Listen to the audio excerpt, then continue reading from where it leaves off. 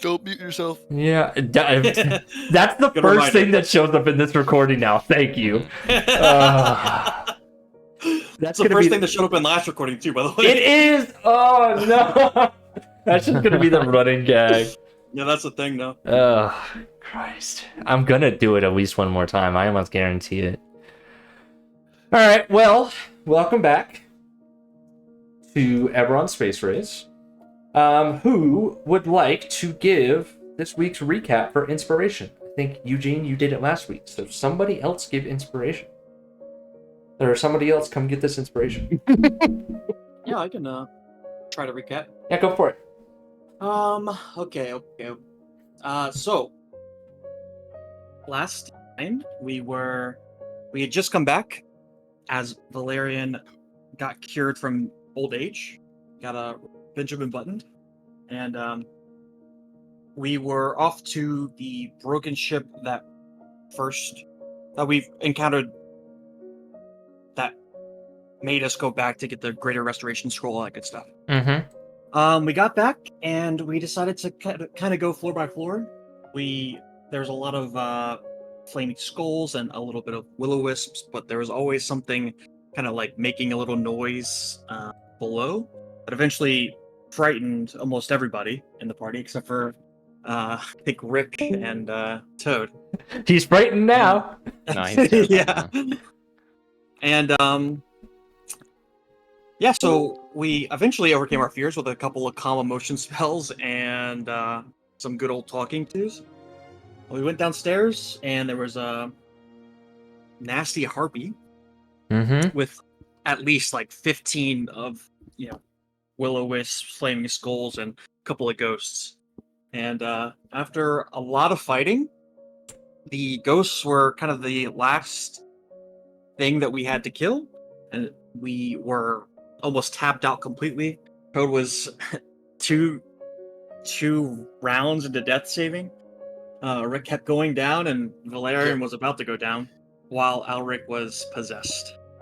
And Rick didn't have any turn undead left anymore either. So, yeah, Alric, while possessed, decided to bond more with the tentacle, which burrowed into his brain, and now is physically there, at a part of his arm and in the back of his head. And we went around the rest of the ship, got all the things that we wanted, some salvage, all that good stuff, and that's where we stopped. Excellent. Take your inspiration, my good sire. You? Real quick, I'm gonna update Discord because it's doing the disconnect thing again. Yeah, So okay. I'll be No worries. right back. I think it'll be like 1 minute. He said, I'm out. Can't do this shit no My more. brother was trying to screen share it with me at one point, and it just kicked him out every time he went to screen share. And like, there's a setting for like hardware acceleration in the advanced menu. Super easy. Yeah. Hardware acceleration, you said? Yeah, in the user accelerations, if you go to yeah, there's just a tab that goes to advanced near the bottom. Yeah. There's a toggle for hardware acceleration, and apparently it's also something that comes up when you're streaming from something like HBO Max or something, or just Max now, I guess. Huh. Where like I had a friend who was trying to do a watch party for like HBO House of the Dragon, and it just showed up as like a black screen while we could hear the audio. And there was like concerns like, wait, can they tell what site he's on if he's streaming from if he's streaming the application of Chrome? And so like he turned off hardware acceleration, and lo and behold, now he can showcase the. Interesting. I don't have any proof. That's just Yeah. conspiracy theory. I haven't Interesting. Okay. That's good to know. All right, yeah. So we almost TPK'd last session. Yeah. Rick, What? I think the Lucky Feet saved your life, if I recall correctly. The halfling lucky feet. The Halfling Lucky Feet saved your life, and Toad definitely almost died. So that was a super tense session. However, y'all got a good amount of loot. And you are maybe like a day and a half out from, you were currently heading towards Olarune. You know typically that there is the cyberspace buoys sent out by Weinarn University for the most recent update on the planet. So we can head there, or, right, you have options. You guys can do whatever you need to do. You guys want to look at these magic items quickly? Yeah. We have a lantern of revealing. We got a couple potions of water breathing and fire breath, and then a bag of holding. I'm not sure what the lantern of revealing does. I know Minnie used to do this post what the actual item did in Discord, but I think you I'll can try to do that. Yeah, you should be able to just look it up on any of y'all's character sheets. I think it reveals, like, off the top of my dome, I want to say it reveals invisible people in its light radius. Yeah, that makes sense. Let me check. Inventory. Manage inventory. Yeah, if it's something that's not in D&D Beyond, like some of these are, like, this is obviously like a, this is definitely, D&D content. So like it should be in D&D Beyond. If you can't see it in the manage inventory thing on your screen, it might be because I don't have that book, so I'd have to make it homebrew. But I'm usually good about catching stuff like that. So Yeah, it's a D&D Beyond. Yeah. And yeah, that's basically what it does. What Eugene said. Yeah, creatures and objects that if they're invisible, now they're visible in the bright light of the 30-foot radius. So we could probably just pop that in the bag of holding and use it whenever we need it. But who wants to carry the bag of holding? Ooh, big responsibility. True. that is. Lots of inventory management. I can. I don't mind. Okay. I mean, I feel like Toad has a ton of herbs that she picks up and stuff like that, so healing salves. True. A point of Okay. note, just so we're tracking. Toad, if you have the bag of holding on you and you wild shape, no one can access the bag of holding. So I just want to make that clear. You're fine to carry it, but I just want to remind everyone. So I trust in Toad. Okay. I also do want to note that there is a very specific clause of bag of holding, where if you have one bag of my holding God. inside of the other, not this that bullshit. things go crazy. So there's a level of just like Alaric might be incentivized to infuse himself a bag of holding. Listen. You guys know I'm all for the crazy ideas. The consequences of your actions are I end the session there and you have to give me time to prep a new leg of the campaign. That's the consequence. The consequence New is you focus want to do again. some crazy shit, you're going to have to wait a while to play again because I got to figure out what the fuck we're going to do from there. Yeah. I mentioned that only because it seems like on theme for there to be like, can we, for this like, for the people studying like graviturgy, is like, wait, can we make a wormhole? Can we make a black hole with 2 bags of holding? I don't know if I want to try that. Yeah. Alaric and Valerian feel like the two. Oh god, y'all feel like the two types of characters that would do that shit in a campaign too. Oh yeah. I think it'd be very funny if the saving grace of the campaign was just a slam dunk of bags of holding within each other, or a weird high five of bags of holding. Oh, there was a video I saw where someone got like a standard notebook and put a glyph of wording with fireball on every single page.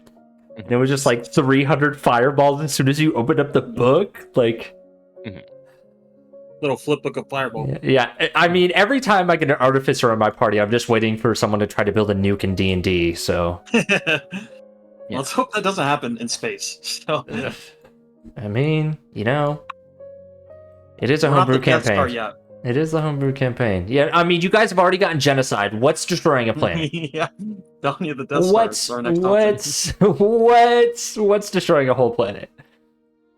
Oh man. Okay. Well, Yeah, but I think other than that, I'm good to go to the planet. yeah, we can go ahead and pick up where we left off in your crew basically staggering off the ship and Yep. getting Yeah. back to where you needed to be. We do have a little bit of housekeeping to do. Yeah. We got to decide, is Ulrich, is he okay with just 10 birthdays, or are we Oh, using that's the right. scroll of lesser restoration? Yeah. The way he looks at it is, there. I imagine he goes like he loses, or I imagine he grows into it, and him having no problem with either the development of, I don't think he has a problem with aging, 10 years. Okay. You said he's gonna hold on to that greater restoration. Well, Toad, I guess you got to make 10 birthday cakes. Oh, how about just one 10-layer birthday cake? A birthday cake that is 10 times as large. But Yeah. instead of cake, it's purple worm meat.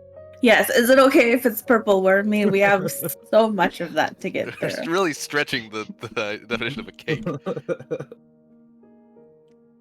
I some candles in also- there. We're fine.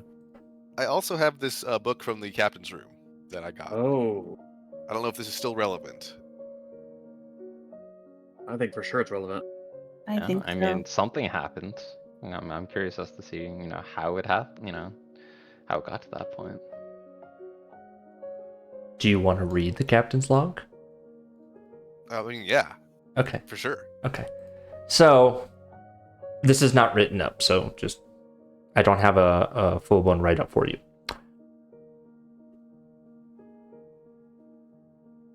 The captain's log that you recovered is mostly damaged. However, Dang it. the last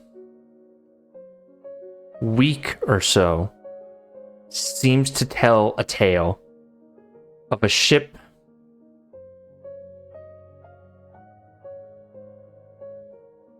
struggling after being somehow brought into this solar system. The captain is terrified along with the rest of his crew, and he's doing the best he can to keep up the spirits of his people. However, they're isolated and alone. And everything that they've found out here seems to be hostile. They have not encountered any other ships by day 5. They've encountered spiders the size of asteroids and massive, almost whale-like creatures. But food supplies are running low. So they decide to head away from the edge of the solar system where they entered into, and towards the middle, towards this strange planet covered in an asteroid field, which you deduct is obviously Eberron. On the 7th day, the captain opines and reports on the crew mast spotting a strange creature-like being shadowing them miles in the distance behind them. And he describes what he can only guess is, as the glimmer of light passes over this entity, it almost looks like a conch shell. And that's the last entry in the ship. Now, Cade, the player, has an idea of what that is. But would Rick have an idea of what that is? Rick would have no idea what that is. I also, as the player and the character, have no idea. Well, look at it. We'll keep it a secret. That's called Um, foreshadowing. I will describe this to Allie. I'll describe it to Toad, not to Allie. Allie doesn't exist, but Toad does, and I'll describe this to Toad and ask them if they have any idea what this conch shell described in the captain's log could be. Ah, If you have anything in your little what you call it that can help us out there. Ooh. yes, yeah. The research spell shards. Yes. It's worth a shot. I can't imagine. I don't know. I can certainly try. You can certainly try. The answer that you put it in there for me. What would that be? Let's do a nature check, I'd say. Is that not? Oh, excuse me. Yeah, that's a different feature. Yeah, go ahead. Xenoarchaeologist. Yeah, let's do a xenoarchaeologist check. Thank you. Okay. Your extra skills do not show up on Foundry. With a 7, that's getting the low rolls out early. With the 7, You know what? I got mean- inspiration. So I want to share this because Rick is also interested in this. Do you? I thought you already have like advantage on all your officer checks since you're. you the might actual actually, yeah, xenoarchaeologist. Toad, you might have that. Double check, click on the skill itself. I'm trying to pull it up, but it might say advantage on it. It says I can get Maybe. advantage for know your enemy. Oh no! If If you I click, submit it. no, you have it. Click on xenoarchaeologist check itself. It says roll with advantage when in possession of the spell shards. So re-roll with Nice. advantage. Good Oh, catch, okay. whoever that was. I think it was Moses. Boom. I will roll a second time. Okay. Hey, that's a little better. That's better. Yeah. 15. Okay. So, with a 15, you have 2 pieces of evidence of what happened to the ship. Right? You have the captain's log, which Rick shows to you. And you have, I'm assuming, Alric, you recovered the little piece of something that you picked up off the ship. Yes. So Rick comes to you with the captain's log, and Alric comes to you with this like strange, fleshy, almost like you can see like suckles on the bottom of a tentacle or something. Sorry, I thought Alric was keeping that a secret at the end of our last session. Or I think the decision could have been that I think it could be. That's But true. I don't think that it's.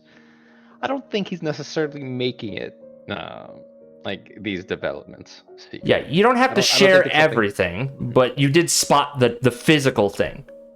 That's fair though. I did. Okay. Is That's it good are catch. when you're mentioning like these? Are they suckers like a lamprey or like suckers of like a tentacle, like an like octopus a tentacle? tentacle. Okay. Yes. Sorry, I don't know my tentacles very Like well. I'm thinking like, are they like teethed, or inside, or is it just mostly suction? Lore. Lampreys have like those teeth on them. What's that? Mhm. Lampreys have those like teeth on them. Yeah. Yeah. But then like obviously like octopus tentacles don't have teeth. I like the no teeth. No teeth. Gotcha. I had to look up what a lamprey was. I don't know my fish, sorry. Okay, back to it. Toad. It's your 15 xenoarchaeologist check, right? This is a strange thing, whatever the heck this is, right? So you have some sort of creature in a conch with tentacles. Like, there's not many things in nature that would have that. Like, nothing in your mind is like twitching on that, right? So like, you're thinking about what you've seen, right? So like, you've seen the squid ships from the Gith, right?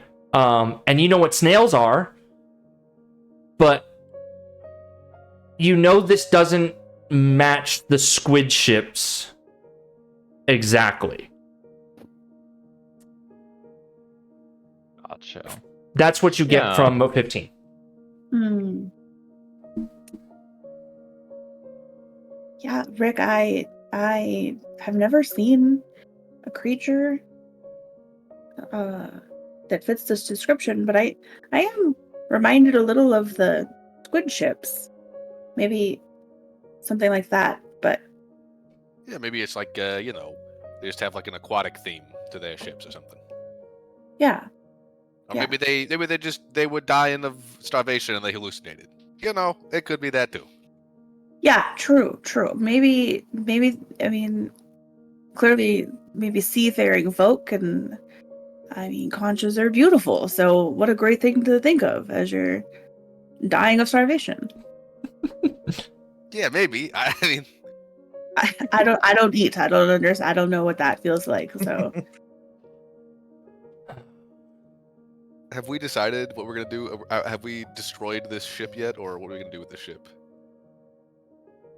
Yeah, the Yeah, I ship's think still there. after we got back on the ship, we would have, at least Valerian would have probably told Gus to try to get some men and salvage what they can, like the actual big salvage, and we got the treasure off of it. Yeah, it's assumed that that 3,000 in salvage is assumed that that's you stripping this thing down for parts. Right. It is still a shell, like the hull is still there, but obviously like the mass is damaged. Like if you wanted to tow that thing somewhere and like take more time, you could get more salvage out of it. If you want to know how much, you could try to make a roll guess, but yeah, I mean it's basically like it's almost like a car frame without an engine or anything else in it right now. I think if we ever need another ship, we'd have better luck buying one or maybe designing one with some actual specialists. So Yeah. Also, this one had ghosts on it. yeah, Ghost ship. is it worth keeping around for the spell jamming helm that Alaric found? it seemed inert whenever we looked at it. But I think there is maybe something to it. If not, could almost be like a history book within itself of how these primitive sailors really use spelljamming. But I think at least for me, I've kind of learned as much as we can with what we have. Again, this is it seems hundreds of years old. Can Alaric analyze whether like the over under of the cost benefit of salvaging or like just like You want to make an analysis of like it? obliterating the ship? Yeah. Like the note being like, is there anything left to learn from the ship itself that we couldn't just get by like analyzing the spell jamming helm? Like, is there anything about the construction of the ship that like would provide like more like historical or like technological context? No roll required for this one. Okay. I'm just basing it off of your raw intellect and your role as a magister. You can ascertain that like the helm is the only thing that would really be of like material interest because of the material the helm itself is made out of, the chair. It's a strange material that you don't have any understanding of. However, the rest of the boat it's a wooden boat. Like if you spent like 3 or 4 days taking this thing apart and like stripping every single thing last down, you'd probably get somewhere within the range of 500 to 1,500 more salvage. But it would be how well you can salvage the salvage. Okay. Yeah, at this point, considering considering the time it would take to, break down the ship, there's just kind of shrug as we discuss it. It's like anything anything of interest, anything of note on that ship, either we've gone over in that log or is at the helm, which we can take from it. The rest of it, It's a boat like any other. And we might as well let let those folk free. Or, we're just leaving another wreckage hollow, empty. A shell for something to fill. Alric, speaking of a little bit of hollow, we're gonna talk about this aberration in your that's seemed to grow a lot. I mean, I know the last fight, the ghost had you within its control, but And it saved me. what's happening?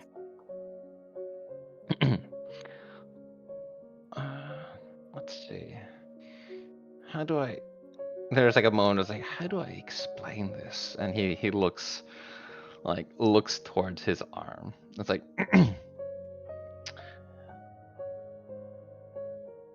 it might be more fair to say you're talking more to this tentacle than just Alaric previously. A cost of increased symbiosis for avoiding possession. It's integrating more, and it's expanding my worldview. Our worldview. Okay. I mean, seems if it's a symbiotic relationships can get parasitic quickly. I'm just concerned, Alric. I mean, if you say it's okay, if you think it's gonna be fine, then I'll leave it up to you and Cade, our doctor. But Who? oh, sorry, Rod. Jesus, holy, it's been a long day. So, Cade is one of the crewmates. I thought he was your assistant, Rick. Cannon. Rick, and you. I mean, again, I think we had a talk similar to this with the armor that I wore, and it just seems like the cost of, at the benefit of not being possessed, you're being possessed by something else. But I mean, maybe it's better to be possessed by something you know, as opposed to something you don't. We're growing together, and so far our goals seem to be aligned. There's no reason for me to think that I would, that I would suddenly lash out or Of course. take the side of other aberrations or the abandoned over you. I don't feel that Well, urge. as long as you can promise us that if it does change, you'll let us know before it gets too bad, then I don't know. It looks cool. I mean, especially with your new distinguished look, it seems like you've grown more ways than one. Thank you. And don't fear. I intended to keep you all abreast of changes in a more of a daily longitudinal study of how I'm progressing from this point. But we can just settle down to the brass tacks of it. Well, I'll let you know if there are any changes in my goals, or if there's any reason for me to think that there's conflict brewing between. Of course. Yeah. Well, off to Olarune then. Olarune. Let's light this ship up and then. As Yeah. you begin to depart, and the two of you depart the side channel that's the two of you were having that conversation, a figure walks past you, and Alric, you catch a look that conveys something. It's not positive, whatever it is, looking at you as the gray-haired thief of security passes you by with a concerned look. But keeps pushing. Doesn't say anything. All right. Do I know would I know anything about that that crew member's background? Chief Gus? Chief Gus. Hmm. Like, would we know anything about their experience with aberrations? We know that he was on a Spelljammer ship before us. Came back in I think his crew. He came back perished, on like- this ship. Yeah, He was ship, on the. yeah. He was the first. He was on the Previous captain. first. He wasn't the previous captain, but he served No, under he the was with previous the captain. previous captain. Yes. And remind me, was it the abandoned, right? That I think so. killed the previous captain, right? Mm-hmm. So he's not particularly fond of aberrations, I would imagine. Yeah. Gotcha. Okay. So I think we blow up the ship and then we push off. you blew up the ship. Okay. And then should we give Alric a birthday cake? Birthday purple worm Birthday steaks. steak. Birthday steak, yeah, you know. Birthday I steak. could use mashed potatoes like icing. Just imagine it. It's giving Savory shepherd's cakes. pie. Shepherd's steak. Shepherd's steak. Oh my goodness, this is a heck of a meal. I don't know the protocol.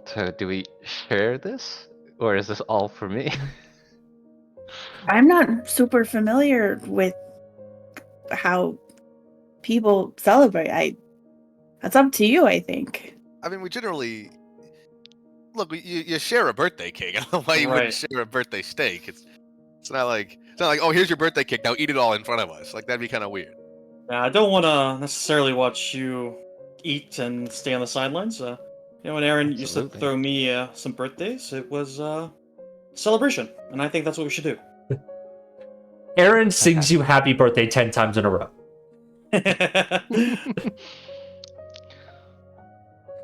We don't do, like birthday punches on the crew of the Dragonhawk, do we? Because, that adds up very quickly. That's a lot of crew members. No. We're all lining up, cracking our knuckles.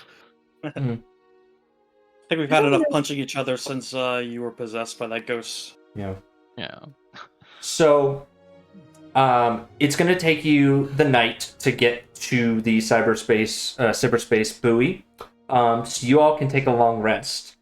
However, Nice. Alric, I need you to. We're going to do an exhaustion check.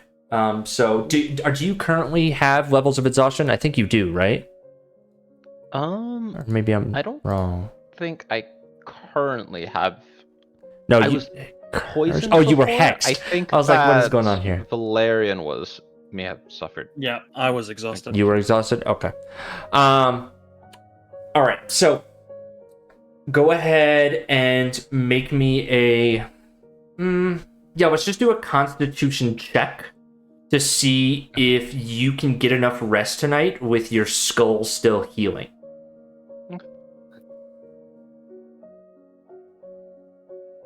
Okay. You only suffer one level of exhaustion as you wake up. Sounds good. Okay. And you guys can wake up and do your morning huddle and all that. If you want, I can give you Aaron's thing. Oh, what the hell is this? Little inspiring leader. Yeah, inspiring leader, 11 temp HP. You guys can go ahead and use that as you all gather on the bridge this morning. Nice. Yeah, Alric, your skull was severely damaged and fractured. And you healed it with healing spells and healing potions and rest, but it's going to have a long-term impact. And it's going to take a while to fully, completely heal. I'm going to say it's going to take 3 more days to fully heal. So every long rest, you're just going to do a con check. And we'll cross that bridge depending what the roll looks like. Gotcha. So, the 5 of you, to include Aaron, and 6 actually counting Chief Gus because he usually sits in on these meetings, gather on the bridge as you retrieve the... Oh, what are these damn things called? Toads, where's your character sheet? I made them, damn it.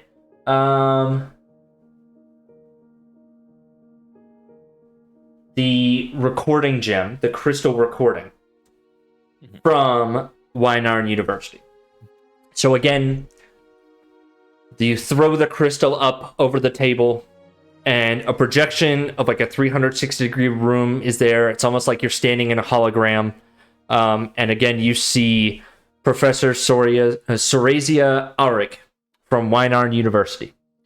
She's from the Natural Studies Department. And she dropped her formal facade now. She's definitely in her more casual self. And she says, we've been checking out Olarune, that pale orange planet tied to the wild plane of Lamania, and it's crazy. The planet is tidally locked, which means like one side always faces Eberron, giving it like a shield-like appearance. The surface is mile-high orange trees with bright orange leaves. It's really pretty. It makes it look like autumn all year round. There's a like super icy ring around the equator that like contrasts. So it looks like a white ring outside. It looks like a shield. It's cool. There's a huge swamp on the outskirts of the forest, and we've spotted some trees, like the growth of trees and patches shifting, which tells us scientifically that there's someone chopping trees down in the forest somewhere. Hey. Because the other side of the equator doesn't get any sun, we have to assume it's probably like a frigid landscape covered in snow and ice and all that fun stuff. We did observe a Carnathi ship heading in that direction, but we can't see what they're doing. They've been there since you guys left from Eberron. You handled the Brainwish team well. We expect the same here. We don't need a crisis back on Eberron. Her face kind of darkens a little bit as she kind of switches topics. Okay, now, to respond to your reports that you've sent to us. We here at the leadership of Weinarn University have mixed feelings about your recent progress. You've worried many about the two factions you relocated to the Ring of Sybaris. Some fear they may decide to attack passing ships. Securing ties with the Gith was the right call, and it bought you some really goodwill. Keep up relations with them and give them time to rebuild. We're directing other assets to establish a small outpost at their monastery. So, your orders are to return to Zarantir for a refresh of supplies. You may provide any new reports directly to the incoming ship captain. And that's the end of the transmission, and it blinks out, and the room returns to normal. Did she mean we need to go back now? I think it did. Kind of sounded like that. Well, I guess it's the start of our ship-port empire. Oh, we have to figure out a name on our way back. Maybe Dragonhawk Port. Dragon. We'll work What on if- it. We'll work on it. What if it was something that made the Brailish upset? I just think we should work. I think Aaron would really like that. I think that would be perfect. God, what would be very upsetting to them? I feel like It could just be Port Aaron. Oh, I love Yeah. that. You guys can name Okay, it whatever Aaron you Our want. working name. Yeah, Port Aaron. Port Aaron. Minnie's gonna love that. Are you guys making a quick beeline back to Zarantir then? Or are you pressing on Olarune? I think Man, we we just were got ordered. to the new planet and we already gotta go back. That's called a bait and switch, my boy. I mean, orders is orders. Orders are orders. Okay. Sometimes it would be cool if we didn't have to take orders, is all I am saying. Hey, that's Be some careful. treason talk right there. Although you're not wrong. Yeah, Alaric there is, making a expression of, mock astonishment and outrage. It's like, oh, wow, Toad, didn't realize he's harbored such mutinous the concerns of our mission. I mean, this place is so big and vast. Like, I don't think that they even had an idea, maybe a little bit of an idea, but of what this would be. So we're kind of the experts out here. But There's probably a good reason for requesting our return. right, I hope. Anyway. Who could say for sure? So, Perhaps we could pick up some vegetables while we're there. she did say some supplies, so Yeah. that would be fantastic. as You're you a great all, cook. is there anything you guys want to do on your way back to Zorantir? If not, we can push through this really quickly. How many days Good. is it? It's going to be 4 days of travel. Okay, never mind. I'm good. It's if you want to do, you could, so between, if you guys are going there and coming right back, like spending 1 day there and coming right back, that's going to be a 10 day. So it's a 10 day to go there and come back real quick. So 10 day for like your rolls or whatever. If you want to do that, you can. I would like to fit in some training if I can. I also would like to fit in some training. Yeah. Let me know if you guys need me to look up anything, but you should have all your information for that. I'm still trying to tame mine. Yes. Yes. So I just need to do an animal handling check. Correct. Correct. Okay.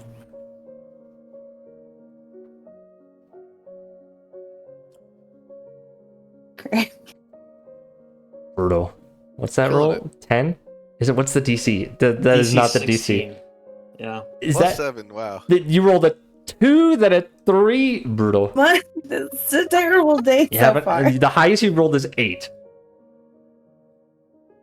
Listen, get those out now before the death saving throws. I think I'll give you inspiration and just kind of flavor it like, as Phantom is a little bit more trained than, is it Flaps? That's right. Is that his name? Flaps. Mm-hmm. Yep. I think I'll try to keep Phantom near your training, just so he can try to learn from example, and I'll give you inspiration to reroll. Nicely done. You. You gotta make a zoo one day, Toad, but you gotta have it be zoo with 2 Z's because all your animals are named with a Z in it. I agree. The Yeah. Zizu. The I'm so Zizu. sorry. I really wasted your inspiration. Isn't that a One success? below. 15 is better. 15's better. I think that's 16's the DC, I think. Oh, brutal. Okay. Does any? Well, you could okay. give her Look, +1. yeah. Do we have anyone with guidance or? Well, I have no. guidance, but did It doesn't. Guidance won't work for a 10 day. Yeah, Yeah, it's a yeah, 10 day thing. Gotcha. There is something, Toad. Didn't you make something that gave a boost to this? I made a potion, but I gave it to Yeah. I gave it to Valerian, Yeah. and he used it before. If you still have materials to make another one of those things, you can like, this is a whole 10 day thing. So if you want to make it, we can assume that you made it before this check. I'll allow that. That's fine. So. Oh man, I don't know that I have. Well, the don't. ingredient. Yeah, I mean, take time. You can check it out on break too. We can always circle back on this. So, okay. Anyone else doing anything? I will roll my animal handling check, Go for it. which I have a -2 to. Brutal. Rick and Alric, if you two would like to do something, brutal, buddy. We suck. Oh Unsuccessful. my god. Animal handling? I have a +1. I could. It's possible. Alright. Oh my gosh. the guy who's not even raising an animal? Yeah, right. I mean, he's raising a being. There is a being true. he is raising, in a sense. So, okay. Rick, you doing anything on this 10 day? I'm booling. You're booing? I'm cooling. Oh, you're cooling. Okay, fair enough. Well, if you need to like make scrolls or anything, you know all your stuff. So, Little full rest. yeah. Oh, we'll see if you guys take a full rest, depending on what you're ending up doing while you're in Zorantir. So How many con checks should I be making? make me Okay, so I said 3 more days. So make me 3. Yep. So make me 3. Okay. 1. Thank you for remembering that. Please take inspiration for remembering something detrimental. Heck yeah. 3. Ooh. Okay. So, okay. 11, 14, 13. Those are not great rolls. You have exhaustion 4. However, you no longer need to roll, and you get rid of 1 level of exhaustion every long rest. I take that back. If you get a full rest on this 10-day, which we'll see based on what you do as a Rantier, if you get a full rest, you only are at 2 exhaustion, and then basically you just have to long rest twice. Make sense? So if you get the full rest, you're at 2. If you don't get the full rest, you're at 4. Okay. Mr. DM, Yes, I have sir. a suggestion. Yes, sir. As Ulrich's condition is worsening over this time, I think this would become to the attention of Rick as Okay. a doctor. Okay. So I would say like as we pull into Zarantir, I'm gonna start doing my doctor thing with Ulrich and start like trying to figure out how we can how like what his condition is, how we can reverse it, and if I can help him get back on his feet quicker. Okay. Make me 2 medicine checks. Okie dokie. I would love to do that. I'm quite good at those. Yeah, I figured you were. There's 1. There's 2. Did you just roll 2 1s? No. They're Oh, pretty good. okay. Oh, those are really good. 19. Damn. 19. Okay. So, wow, 26. So, Alaric, Rick is able to assist you in the healing process, maybe by using certain salves or dressing the wounds or taking out like dead skin that's been cracked and chipped, and maybe working on, with 26, maybe even working on solidifying some areas of bone. With those 2, that is a combined minus 3 level reduction in exhaustion. So Okay. So if you Okay. if you don't get a full rest, you're only at exhaustion level 1. If you get a full rest, you're free and clear. So Rick just Fantastic. got rid of most of your exhaustion. Yeah. I mean, you almost quit the whole thing. Nicely done, Rick. Good thinking. Yeah. Make sure to drink lots of water before you go to bed. What does this look like, this study? Is he like being held inside of the med bay? I think it's like is this like yeah, like when you have a big head wound, right? Essentially. So I think for the first couple of days, I'm like studying it, trying not to like lobotomize you, and to figure this out. And as I go along, I've got my healer's toolkit. I'm like, repairing as much as I can, cleaning it, also like giving you treatments with my magic and stuff like that, like trying to surgically, in the precise sense, surgically help you recover from this condition. Okay. Hey, Rick. Alaric, both of you take inspiration. Thank you for teeing up Rick and giving him his doctor moment, Alaric. And Rick, thank you for your description. Okay. Nice. Alrighty then. You descend back down to this white, stormy, cloudy planet of Zarantir, breaking back down to the monastery of the Gith. Cue cutscene where you go to the docking station. Boom, bam, you've walked past C-Sec. Good times.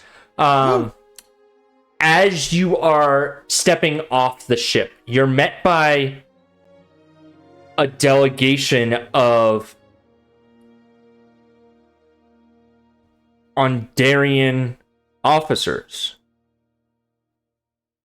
You're met by people that you recognize. You recognize your people here. And a captain, older gentleman, but with a very stern, hard look on his face, approaches your group.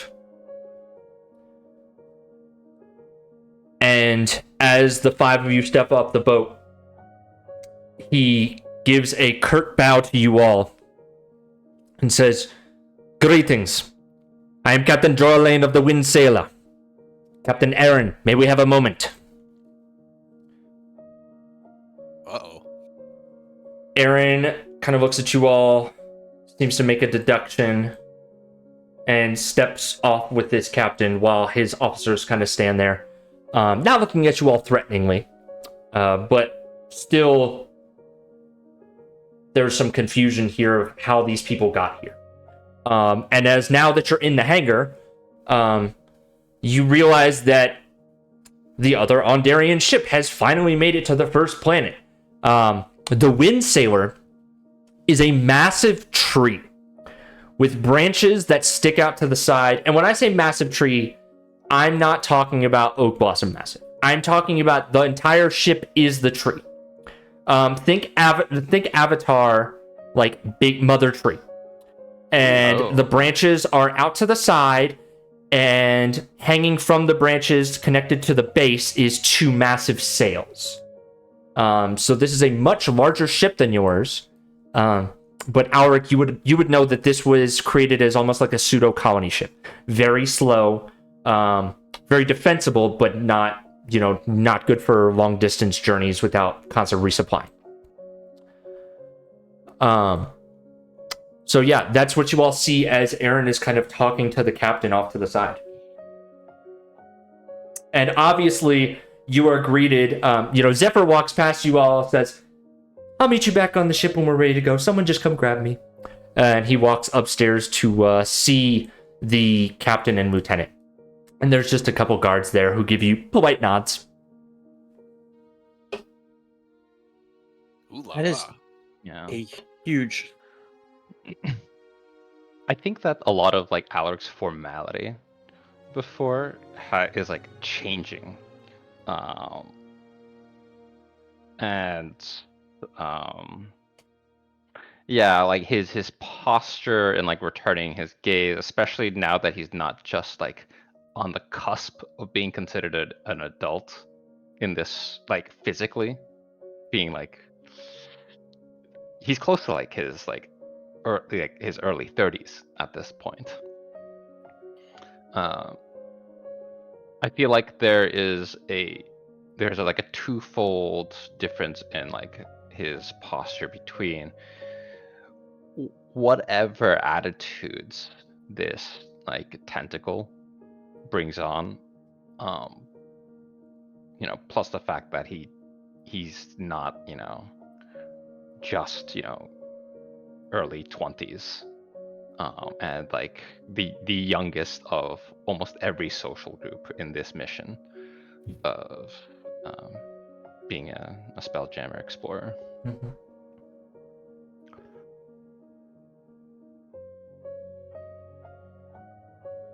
Does it look like there's a lot of people still on the ship? It's like a massive ship, right? So it would take a lot of people to man it? Yeah, you don't know the exact number of crew, but it's at least twice the size of your crew. And you can see them loading off supplies, massive crates and barrels, mostly humans, some Korvar half-elves, general makeup of the Ondarian population, a few Warforged, but not a crazy amount. However, you all recognize that you're also here for resupply. So, for your ship, you get a stipend, right? So your ship is given a stipend of... You're gonna get a stipend of... Oh, gosh. Okay, so... 1 million. Erin's not here, but she would have... I'm just gonna tell you right now, when she was foo-fooing with all the nobles before you left the planet of Eberron, that directly affected what the stipend is right now. Okay? So, Valerian, I would like... Actually, no, Alric, I would like you to roll me I would like you to roll me 2d6, please. Okay, 2d6. Mm-hmm. 11. Oh, wow. That's an excellent roll. Add 3 zeros to that, and that's how much salvage your crew gets. Ooh. Jeez, You can thank Aaron for that from session 1. Bling, bling. Wow. So you get a ton of salvage. And then also your ship carries certain amount of days of food. Trying to remember what it is. I'm pulling up the sheet. Did I close it? I closed it out. Hold on a second. So you standard have 4 tons of food and water. So you have a yeah, how much food and water does you consume in a day? Right, I'm trying to remember. You had 4. It was draining over the past month and a half. You are back up to 4 tons of food and water.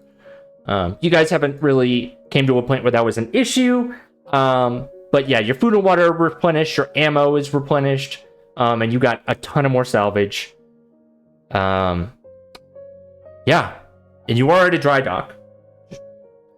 Is there anything you all would like to do while you're waiting for Erin to finish her conversation with this new captain? Can we find out if Oak Blossom knows this tree? Yeah, you want to go talk to Oak Blossom about it? Yeah, I'm gonna bring Valerian along because Yep. you know, they're kind of tight. Yeah. Okay. Yes. Hey, Okie B, how's it going? Ricky boy. Yeah. Hey, you see that big old lug over there? You know that guy or what? There's like a sparkle in her eyes. And she looks longingly at this massive tree. Oh. Oh la la. And then she looks back at you and she's like,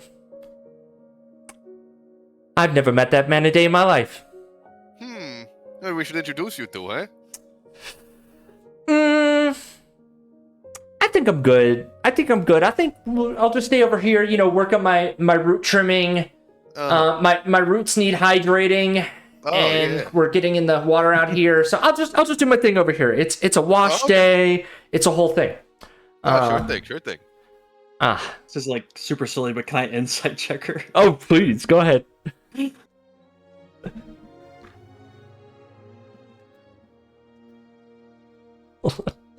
Hold on. -2. -2. That's a brutal roll. You spot the bark on her cheeks just slightly darkening. The color seems to be flushing on her cheeks, and she seems to not be looking Rick in the eye, even though she's pretending to look Rick in the eye. That's what you get with your 12. Okay. Well, Oak Blossom, I think it's time to sing your praises then. If you don't know them, then, No, really, it's not necessary. It would be my pleasure, Oak Blossom. I couldn't think of anything else better to do. I think the whole on there should know who you are and what you've done.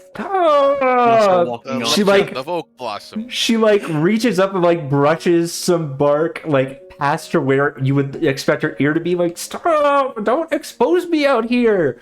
Give her a little wink and then I'll start walking to the other ship. No, and like a root creeps up from underneath the wood and snags around your leg. Like, don't talk to Saley. It's my Saley. Huh? They have a name. Huh? What? What are you talking about? It's our secret, Oak Blossom. We're here for you and because of you. So just give me the tea. Make a persuasion check. Jeez. Where's Erin? Jesus. Wow, great. Good job.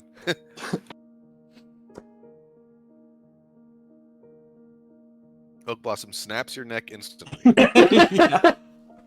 She just looks at you and she says, "No, I'm not ready to address that yet." Yeah, respect their boundaries. How about that? Yeah, You know what? respect my boundaries, Val. Yeah, I'm on Oak Blossom's side. Yeah, he gets it. If Oak Blossom wants to confide in me anything, she knows she's got a friend. Like if, for example, she knew the name of this ship over here, she could tell me, and I wouldn't tell anyone else. She kind of looks at you. It's just like, I hate y'all. Silly. All right, seriously, we'll get out of it. We'll get out of your branches. No big deal. Okay, Just like don't tell him I'm here. She like reaches up to like cover her face with her hand, like she's just like not looking his way, like trying to remain as inconspicuous as possible as a giant fucking tree. Yeah, blossom. I mean, look, we're the only two ships in Yeah, the dock. they could have made more. They could be more of my sisters out here. Yeah. I could be any tree. You're right. You're right. My bad. Yeah, I'm right. You're bad. It's true. It's true. This might you might need this a little bit more than I do, and I'll summon my tankard. The root that's like holding me back, I'll put the end of it in there. You can have some. Oh, ooh, this is spicy water. Little spicy water. Is that tequila? You'll never know. She got like the shakes. Okay. Don't get our ship drunk, okay? I really don't. I mean, I guess we're in dry dock. I suppose. It's not the first time. I would like to just don't tell anybody else. Definitely don't tell Aaron. I would like a hard scene cut to the Revelist Immense where her daughter's like pissed drunk for a second, just. Anyways, back to this scene. Well, at least if nothing else, we should introduce ourselves to the people over there. Yeah, let's make a little expedition. Get the whole group together. You want to bring anyone else along? Maybe Gus. We could bring Gus. Gus is predisposed. He's helping coordinate the movement of the load with Alric, unless Alric steps away. Fine. Gus is the one person that you normally can't grab on resupplies. So you can grab red shirt John Marsman or Marnus. Not enough death flags for him yet. That's valid. That's valid. I guess it's gonna be me, Toad, and Valerian then, huh? Because Alric is busy with the resupply. Yes. Unless you're staying on the ship. No, let's go meet some more people. Okay. I love talking to people. Yeah. Yeah. I love talking to people. So, real quick, does anyone need a break? Are we doing okay right now? Okay. Okay, just checking. Okay, so you see Aaron over there talking to the captain, like I said, the older gentleman, the human gentleman. You approach the group of 3, and it is 2 females and a male, 2 half-elves, who introduce themselves as First Mate Tor. I'll write these names down for you. Tor. And hold on. Arbiter Diamond. Or Demond. Ooh, Demond. Oh, ooh la la. And then lastly, I am struggle busing right now. There is, it looks like the security chief, which is a rather small looking human male. Like, he almost looks like scrawny small. And he introduces himself as Sergeant Alphin. Alphin and the Chipmunks. But the 3 of them introduce themselves to you. And are generally... They look bored, actually. For being out in the middle of space, they look bored. And they have a distinct interest in, like, what y'all have been doing. Like, they ask questions like, how... So, like, First Mate Tor, like, has a lot of questions. She's, like, really interested in, like, being here with the Gith. Like, how was it setting it up with them? Like, how is our relations with them so far? Like, spill the tea. What's going on with the Gith? Like, what's going on with this planet? We finessed them. It was easy, you know. I mean, there were some issues, certainly, but Nothing basically we couldn't handle. nothing we couldn't handle. Like my friend said, it went super well. Nothing bad happened on this planet. That's for sure. Make a deception check? Okay, I guess it is. That's sort of some self-deception in a lot of ways. One could argue. Yeah, there you go. That's about right. That's about right. I'm not gonna spend any inspiration on that one. That's about right. Eyebrows raised, and there's like a woof kind of face. But they just kind of keep going.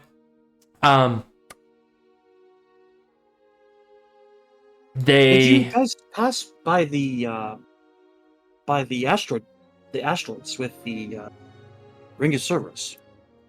Yes.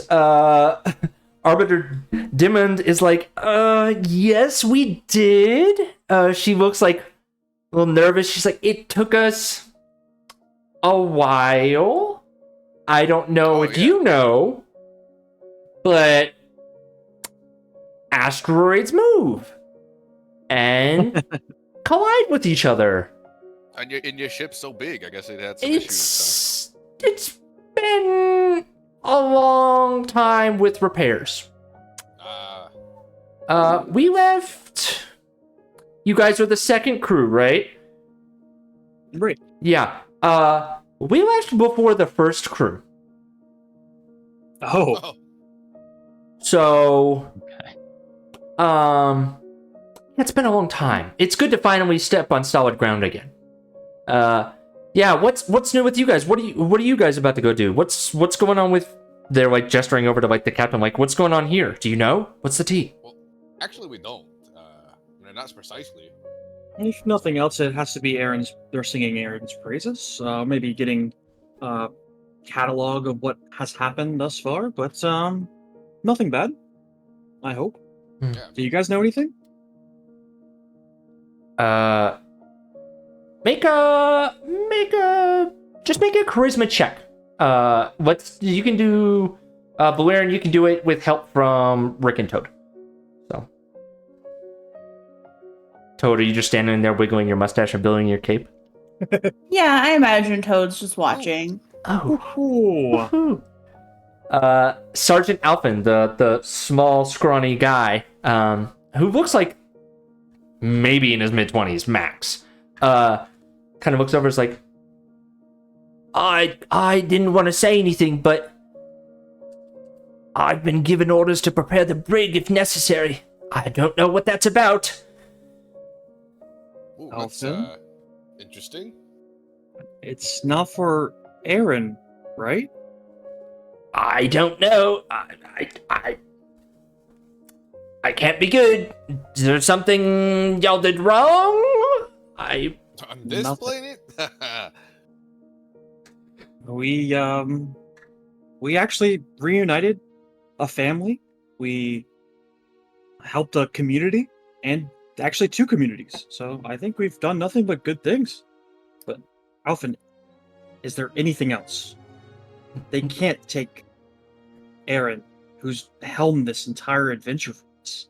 I mean, she's the captain. She is. I Alphen, mean, please. like, okay, like, where's your chief? Chief knows the regulations by heart. Okay, so I only know of a few times that we get the cell ready, right? Obviously, mutiny, it's kind of bad. And then, drunks, kind of bad. Oh yeah. Prisoners, kind of bad. What else? When Wynon says that someone's to be relieved of duty, we put them in the cell. When Captain says someone's got to go in the cell, they go in the cell. Yep. But I've had to get the cell ready a few times just to be careful. Usually it's when someone gets bad news. Maybe it was I don't because know. you guys landed here. It's your first planet, it sounds like. So maybe that's why it is. You know what? Why don't we just go ask? We can, I don't want to barge into the conversation. Alphen, you wouldn't put me in the brig, right? Nah, you seem like a cool guy. This accent just went through 8 different phases. I'm sorry. Oh, I see you've had some congestion issues. I've had some congestion issues too. Yes, thank you. Okay. Pause. While you are thinking about doing that, Alric, general understanding that you're helping moving all this damn salvage, but is there anything else you're doing as the rest of your officers are talking to the officers and the captains are talking?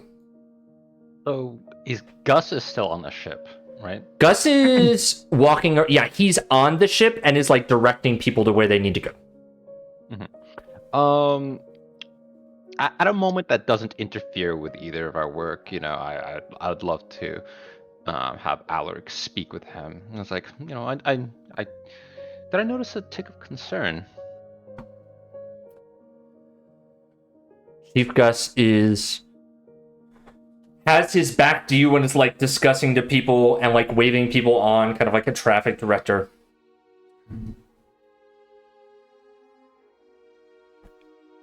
Who am I talking to right now? Ooh.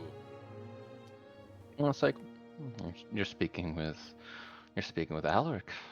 Of course, I would agree that the perspective changes, but at a philosophical point, with new experiences, don't we all change? Can't step into the same river twice. I was possessed as well. Aged? Would you have... Is that also conflating your concerns? Can't say it does. I think what's more concerning is how comfortable you are with confiding with things that we don't even understand. That came out of one of our most notorious enemies that we have encountered out here. It just concerns me about your loyalty to this program, this initiative. But what do I know? I'm just a chief that's been doing this for years. That's a worthy concern. Though I have no reason to think that, our goals run in cross directions. And I don't think that anyone here has the heart to see what typical Decanith study of aberrant influences would look like aboard this ship.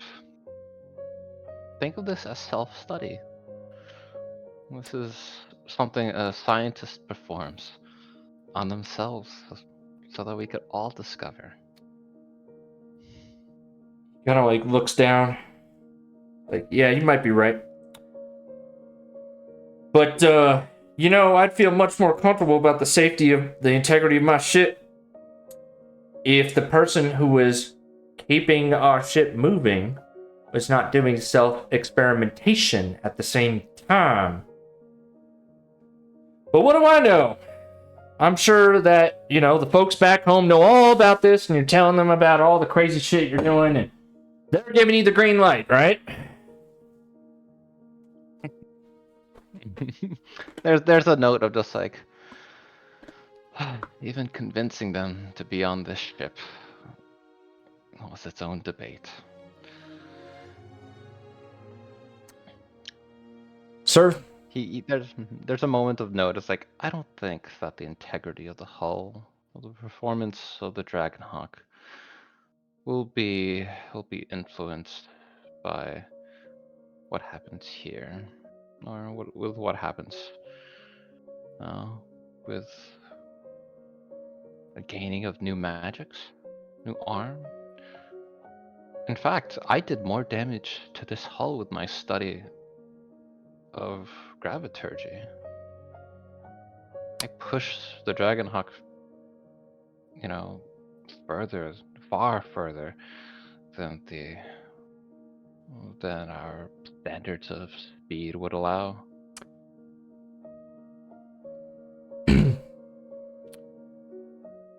Sir, Permission to speak freely.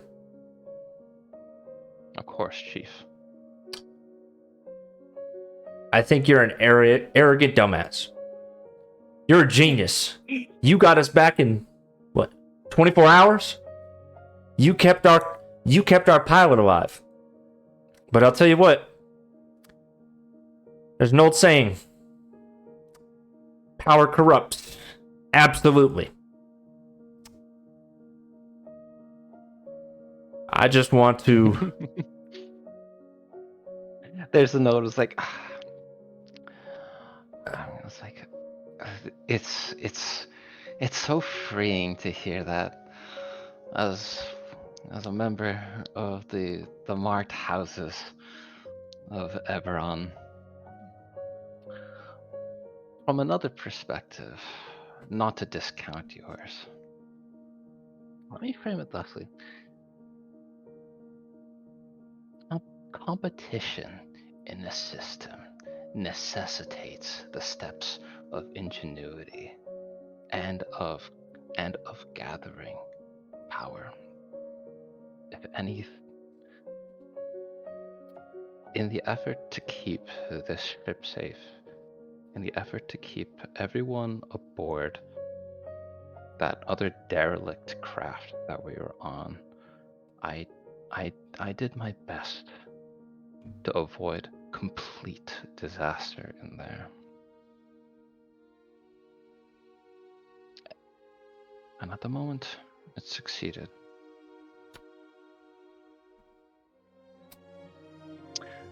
Alric. Your Oh, continue. Sorry.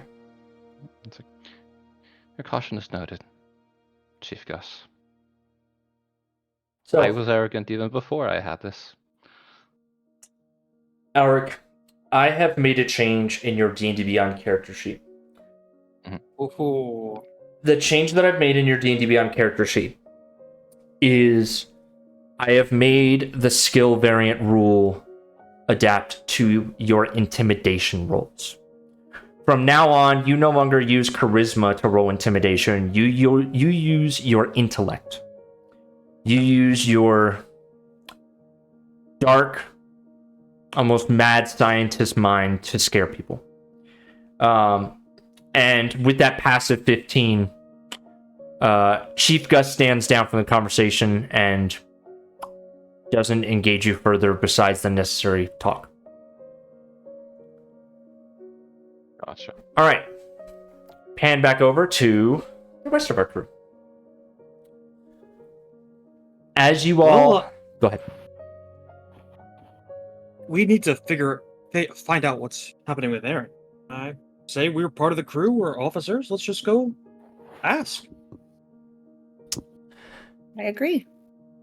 Okay.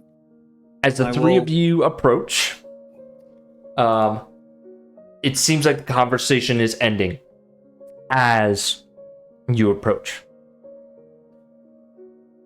You see Aaron and this captain turn to you all.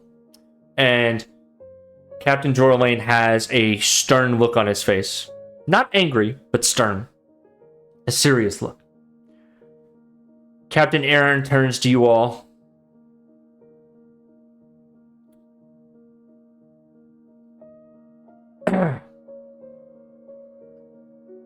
I'm being ordered back to Eberron.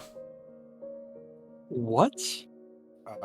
That's okay. Guess we're gonna have to take a detour then, huh? No. I'm going alone. Aaron, why? I can't tell you. I'm sorry. There's trouble back home. Home. Do you understand? I can't say more.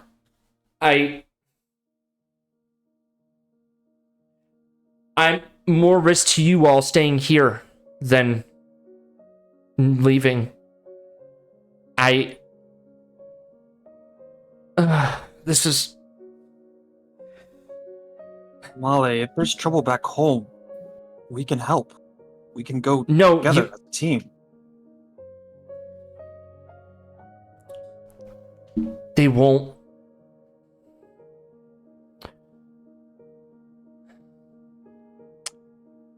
The Fae of Atlantis have demanded this crew come back, and the Ondair government has only permitted me to return. They won't let you all come back. If you do, you won't be able to pilot this ship anymore. I'm sorry, Valerian, Toad, Rick. I don't see any options here. I think I have to go. When will you be back? I don't know. When this issue is resolved, if I don't go try to fix this now, I fear that I don't know. If we want to continue flying as a crew, I have to leave you all for some time. It could be weeks. It could be months. Valerian, they're not giving us another captain. And she kind of... So Chief Gus? She, takes off her captain's pin. And she looks at you all. And she hands it to you. Alongside the tiara of comprehending languages. She passes over the pin. I'm just gonna take her hand and hold it with both of my hands. Molly, are you okay? Is this going to be okay? You know, she almost gives a crazy laugh. She's like, it's gonna make for a crazy story, I guess. I'll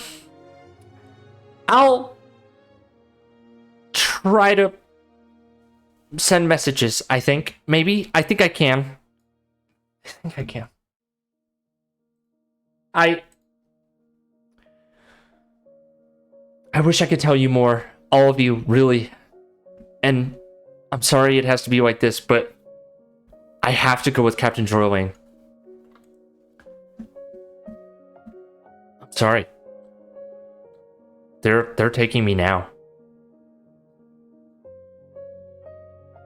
Just gonna lean in and give her a hug, and in her ear, I'll whisper, my name is in the book.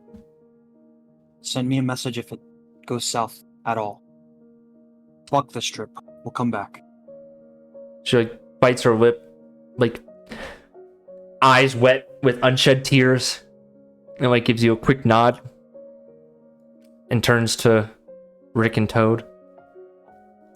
I'm gonna give her a salute, and Rick is gonna say, "You'll always be the captain, and whenever you're ready to come back, we'll have you, and we'll be ready." Yeah. Thanks. She turns to look at you with Toad. Give Aaron a hug and just say, if you need us, we will come for you. She gives you a good big mom hug. Oh. Careful, don't scratch yourself. It's fine. It's fine.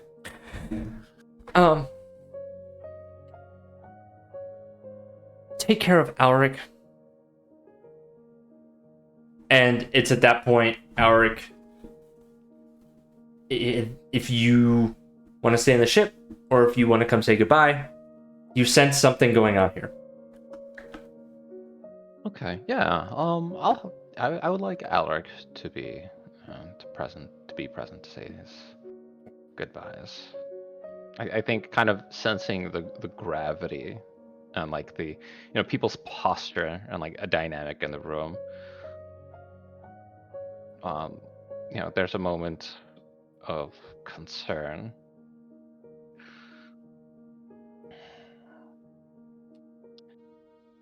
She looks at you I'm gonna make sure we keep sending things to make spell ships. And in return, when you call upon us again, the Dragonhawk will have never looked better. It better. It better. And you too. Of course. Okay. What else is there than forward? We do the next right thing. Okay. Until we meet again, I'll keep you informed, I guess. She seems very nervous. And Captain Jorling kind of steps closer, trying to kind of cut the conversation short. Hey, buddy. Look. Yeah, you could give us a couple more minutes. He kind of slowly takes a step back and just Yeah, that's right. nods.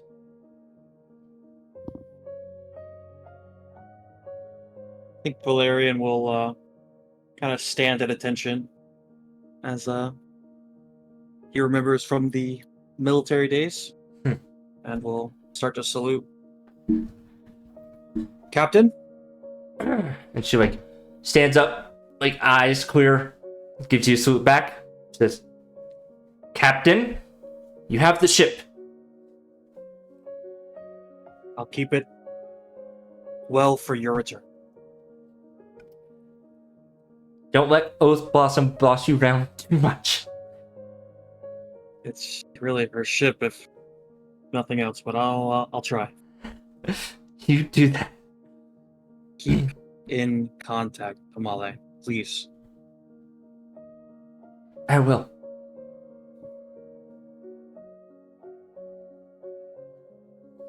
Okay.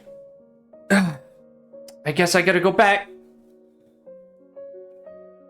I'll see you guys soon. Soon. Soon. Soon. And she walks off with Captain Jorling. I think as she kind of walks off, I'll turn heel and head back to the ship as I summon my tankard again and take a chug. As you head back to your cabin, you also find, propped up against your pillow, the tankard of sobriety. The wine glass. of The wine sobriety, glass. yeah. Somehow she snuck that into your room in the 10 minutes that they've been talking. Ugh. Maybe one of the Chewingas did. Might be a certain Chewinga. the Chewinga Union. The Chewinga Union. Yes. Okay. What else are you guys doing? As your former Captain Aaron departs for some period of time. Well, this sucks. Yeah, also, why is Valerian in charge? Yeah, I was about to say mutiny, mutiny. No. See, he's the first in command. He gets the bridge. But I'm just gonna say, Val, maybe this is a good opportunity for you to cut down on the drinking, huh? But does that policy have to start tonight? Because, as we alert the rest of the crew, we might want to celebrate our new captains. You're not wrong. I don't want to celebrate. Well, look, as Maybe- the captain, you got to consider what the rest of the crew is feeling right now. Ah, fuck. Yeah, the crown is heavy, ain't it? Erin would want us to celebrate. She did always enjoy a good celebration. We'll have a send-off for her and a coronation of our new captain. How about that? Proper send-off. Also, if she left her tiara, Valerian, that could be a good look for you. I'll place it on my head, kind of adjust it a little bit. It is a fabulous tiara. She reflavored it as a tiara versus a helm, and it's gonna stay that way because she did that on her character sheet. So it's a helm of comprehending languages, but it's a tiara. That's the rule. I mean, you could like maybe get it resized into a bracelet or something. I mean, This is perfect. okay, no, it's fine. He's a pretty princess. Ricker, I'm sorry. Are you upset that you don't have a tiara? We can get you a tiara. I'm no, that's fine. That's fine. Oh, okay. I mean, I'm not a captain, so it wouldn't make sense. Signy will your stars cleric will walk past and be like, he'd look beautiful in a tiara, Toad. You should make something for him. Hey, I think Rick would look fabulous in a tiara. I don't think you have to be the captain to wear a tiara that feels silly. Oh, I mean, we gotta establish chain of command after all. I mean, now that Perhaps- we have this. Perhaps a flower crown instead. I'm very good at those. You know, show me some designs, and then I'll get back to you. Excellent. It's giving. What's that fucking half's name from Campaign 3? Doesn't he have a flower crown? It shows you how long it's been since Orwin? No. Never mind. Anyways, okay. Is there anything else you guys want to do while you're here in Zorantir? Should we check up on the Gith and everything? Do we want to do some housekeeping here, or we want to wait? We want to hand wave that. I think we should, but I think Valerian is just kind of maybe stuck on the ship. So the TLDR is you're noticing a lot more Gith running around. You're seeing more faces.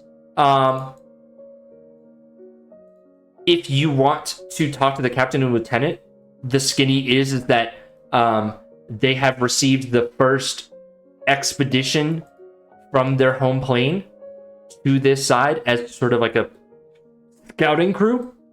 So they're taking investigations of the supplies that are needed here. And they can now field, like maybe 3 ships. But much more time will be needed before they can amass a larger force here. That's the general consensus that you're getting here. Is that they have made first contact with their new force. They found their portal, which they won't tell you about it. But they have found the portal and they have reached out to their people. So it's a long journey. They do indicate to you that the portal isn't directly into an easy location for them or their people on the other side. So it's travel time. So. Mm-hmm. Good for them. Yep. I think all I really want from the Kith is to make sure that they name the Port Erin. Oh yeah, now especially. Yeah, especially. I mean, this monastery already has a name. Yeah, but does the port have a name? The port is the monastery. Yeah, but I mean, like, the port is kind of like its own thing. Right? Okay. Could it be Port Erin at the Gith Monastery? Yeah. Okay. All right. Yeah, it's like whenever they rename Mile High, it's always like whatever at Mile High. Or like the library at a university. They name it after a donor True. usually. Yeah, they have wings. It could be a pier. The Port Erin Monastery of Psychal Gith. Okay, Rick, make me a charisma check with advantage because you're getting help from your party trying to sweet talk the captain about this renaming thing. Nice. Bomba. I don't know if that's gonna be enough. You know what? Fuck it. We'll let it ride. Yeah, sure. What do you want to rename this port to? You gotta keep some either monastery or Psychal Gith. Port Erin at the monastery, whatever it's called. That is a mouthful. We can go halfway on it, right? At the monastery part is just like it's like in fine print, right below the name. So some monasteries or like churches have like names of like dedications, right? It's like Our Lady Yeah. of Yeah, such and dedicated to. such. So yeah, I think God, what would be a title appropriate to give? Our Lady Erin Monastery. Yeah, for whatever reason, I have the alliteration of like Aaron's Embrace as like a welcoming name for a port. That could also reflect like a spiritual aspect of the monastery, although it's not necessarily so pacifistic. Can we maybe get the actual dock to be like commemorated to Aaron, since this is where ships are going to be coming in and out? Right.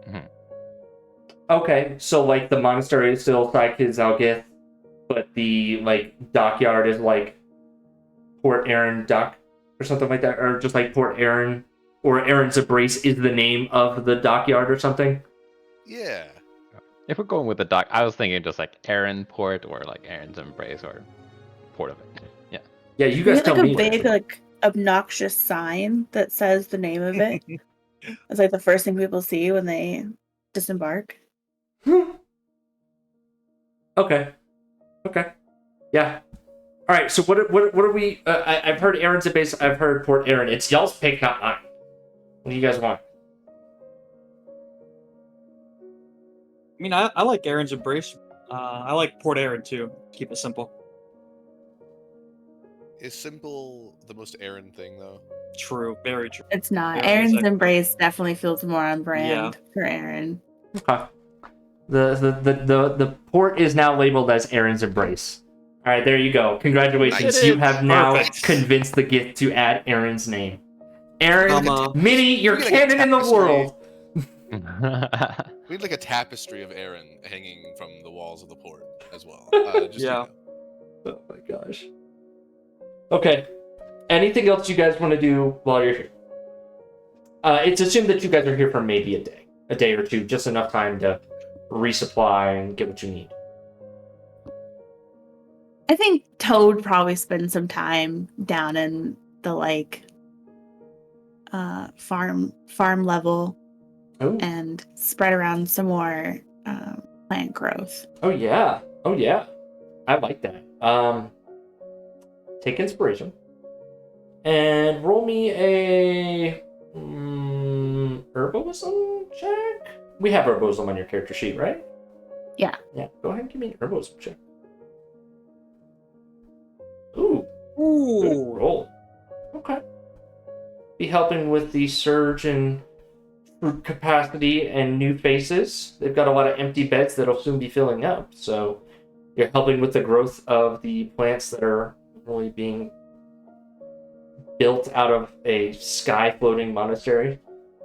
You wonder where the roots go if there's floors below, but regardless. Well done.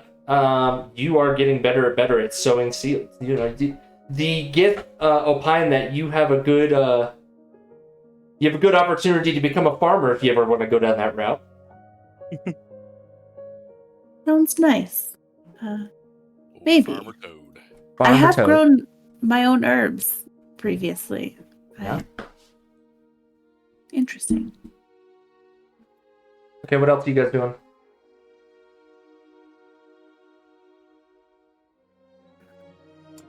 I'm ready to go to Olarune. Oh, sorry.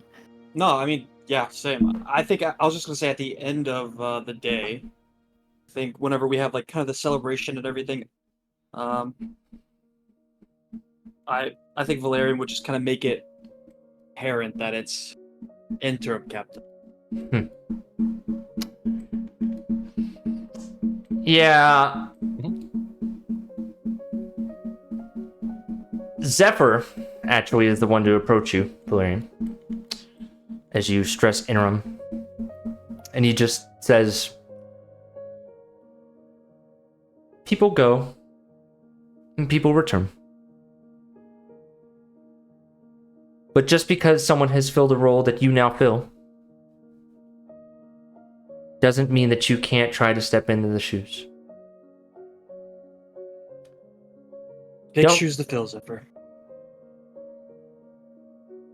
But they're shoes, not mountains. You can get there. I believe in you. And he gives you a pat on the back. Thank you. Mhm. I'll take a sip from the wine glass of sobriety. Yeah. Aw. He nods approvingly as he goes back to sip his tea. There's a little Rick on your shoulders, like yes, yeah. Rick, do you just cast a reduce on yourself and just walk around even smaller? You're bell size now. Because someone on the ship has reduce. I think Rowan de Loendar has that shit. And that's y'all's party trick. Pinky and small and the mighty kind of shit. Okay. All right. As the soft piano sounds played by the waitress Elena echoes throughout the common room, your ship is loaded up for another long journey. As you depart Zarantir, you make your way towards Olarune, the planet that seems to constantly be escaping you. Let's see if this time you can actually land there. We will take a 10-minute break. Does that sound good? Yeah, Okay, sounds good. Okay. I'll be back at 13 after. gotcha.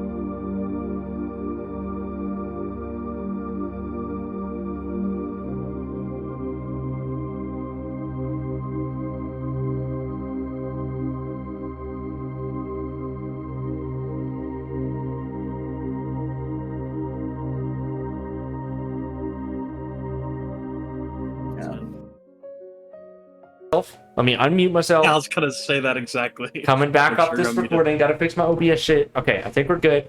Okay, you were saying what now? The Dragonhawk healing itself? Yes, absolutely. Dragonhawk is back up to full health, no rolls required, because it's a 10-day. Easy. And you guys... Yeah, I mean, you guys aren't doing anything else on this trip. I'm assuming...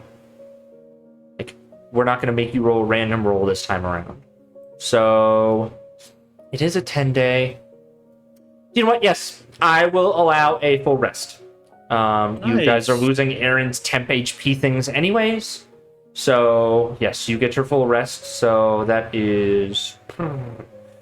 Yep, your player level, so you guys are level 6 times whatever your hit die is plus your con mod. If you need me to post that again, just let me know. But it's in pin chat and D&D info.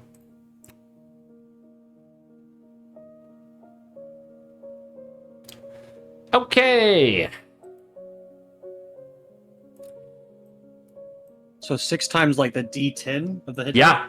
6d10 plus your con. Yeah, you gotta, it's yeah, it's a lot.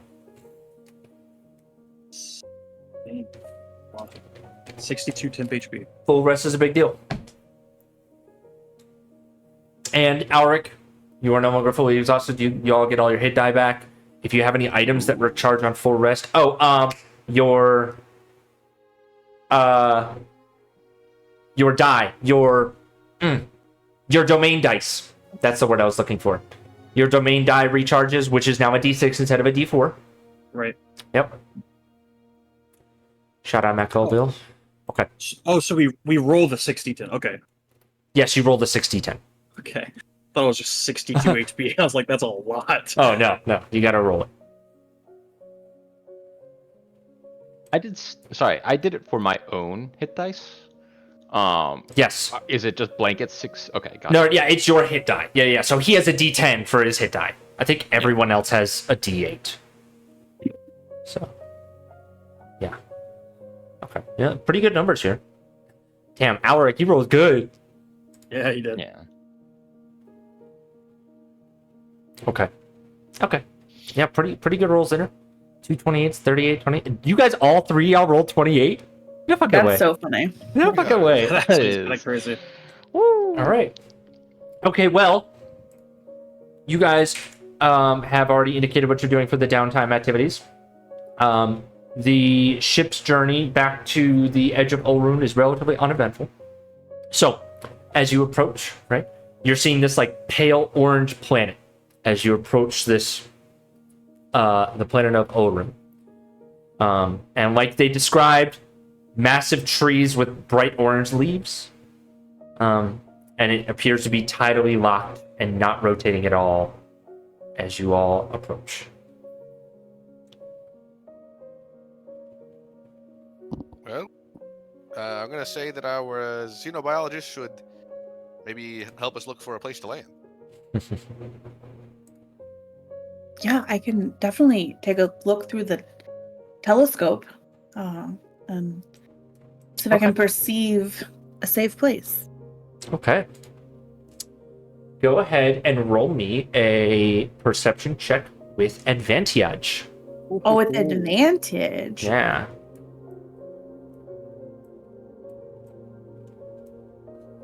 Okay. So with the 23, you are, I'm assuming, traveling around the entire planet. Or Yeah, I so think we circle you it. can can take a day to look at all this, like half a day to explore the whole sides of the planet, or you can just check the forest side. The cost is half a day, so you'll get there close to evening times. Let's say we circle it. Because I also want to keep an eye out for the Carnathi ship. Okay. With a 23, the first thing your party spots is the... Oh, I just realized. Sounds point. With a 23, Toad, what you spot is this just massive, sprawling forest with almost a swamp that seems to outline this area. You see almost like a distinct patterning of lack of trees in a certain area of the forest, and it looks like a large enough space for you to land your ship. You also see like maybe some scattered somethings in the swamp, but it could just be fallen trees. And then if you are to rotate around to the, yes, definitely frozen tundra side of Olarune, it's a lot easier to see because, right, there's no tree cover. You're looking at a frozen tundra, and there appears to be a small settlement. You see signs of life. You see lights. You're not super close. You know, you're still in orbit, right? And you can spot a large metal ship that appears to be, it's hard to tell size from here, but it's definitely a Spelljammer ship, and you could deduce it's probably of Carnathi make.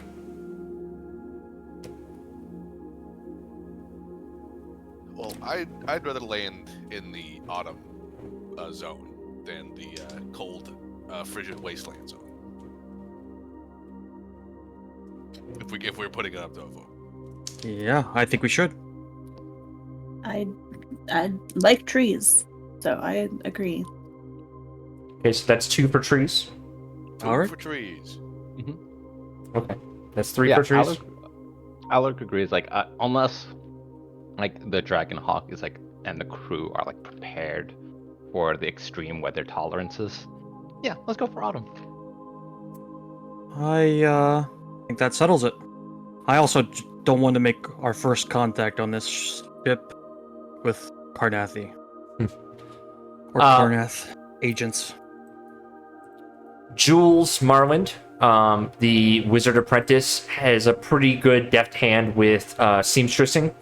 So she lets you all know that she can get started on some cold weather clothes for the shore crew and a couple other people that might be on the top decks.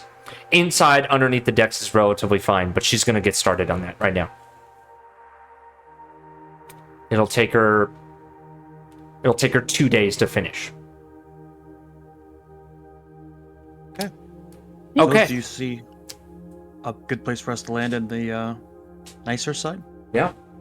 Yeah, there's a clearing where trees seem to have been removed.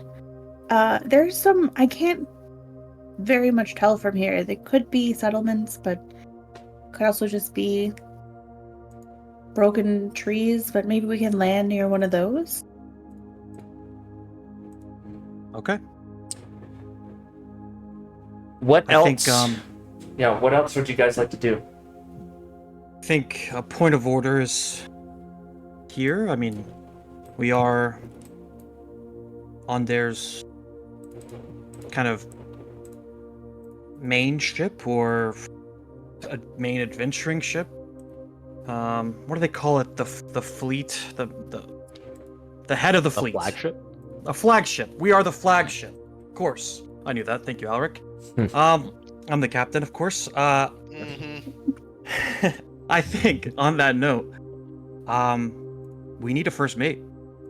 If I can barely do this. Don't let everyone else know, but I have no idea what I'm doing. I usually left it up to Aaron. Any volunteers for first mate? Rick, I think you would make an excellent first mate. Well, if you insist. I mean, A few people from the crew cheer. Here, here. if you, I don't know. I mean, Sounds I like- guess.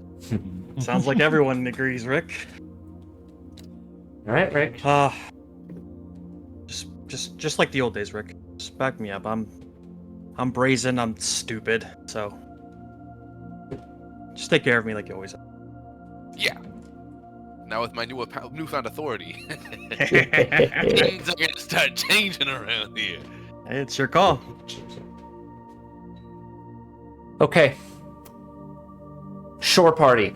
Just the four of you? Think so? Okay. Gus has the deck.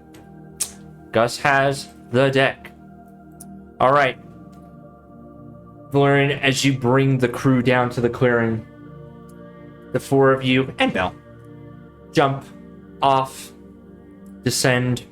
The boat can't land on solid land. So you descend the rope ladder, and slowly, over the next 10-15 minutes, Oak Blossom ascends to a reasonably safe height that you can call on. But as you recall, calling your ship in, it's a very slow process if they don't have an arbiter on the boat. So, okay. Let me go ahead and pull you all in to the planet Our first encounter of in Olarune. Olarune. As you step off, the golden light of this planet immediately envelops you in a sense of calm and a sense of peacefulness. It's nature, as intended. Wildlife scurries about, seemingly unhindered. And the trees grow massive. They're thousands of feet tall. But there's a defined pattern of footsteps and activity nearby. And it seems to congregate in a certain direction. So you know that this footstep and this traffic seems to go to the west. Toad also identified to the east. There is a swamp.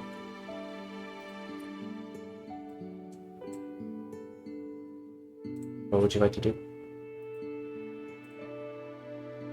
I think it's time we introduce ourselves, make contact, and see our baseline if they're gonna put us through a challenge like Zorantir did, or if they are civilized. What kind of critters are crawling around here? Yeah, make me a perception check.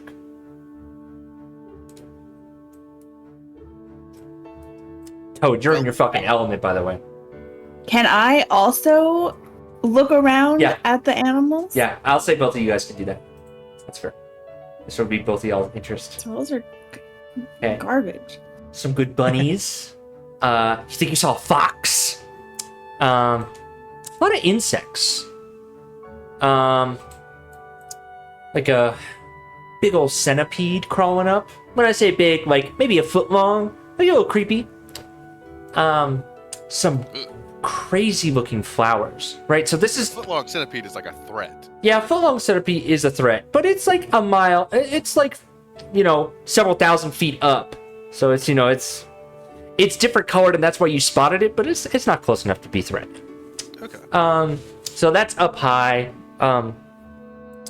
Down low, you see, you know, vines growing everywhere. You see roots from the trees just seeming to sprawl out.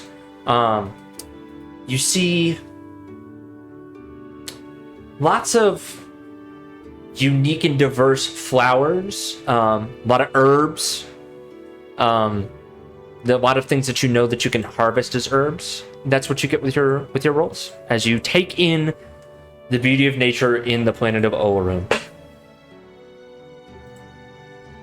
Do the animals look similar to what we see on Eberron, or are they like variations of? You know, that's interesting. They look to be relatively similar. Maybe there's a touch of fur pattern difference, or maybe the ear placement is just slightly off. You would understand these things as a xenobiologist, a xenoarchaeologist. But fairly similar to Eberron's natural makeup. the one thing that's different, that seems to strike out to you as different, or I guess things that would be rare back on Eberron, you're seeing more commonly here is like your decomposing agents, your mushrooms, your fungi. You're seeing a little bit more of that here than you would expect in a forest like this. But it's still relatively recognizable things. Interesting. Mm-hmm. Well, I suppose we should head towards the commotion. Okay. So you guys are heading west? Yeah, Yep, not west. towards the swamp. Okay. So you're traveling through the forest, following the, I guess, foot traffic to the west. How are you guys traveling?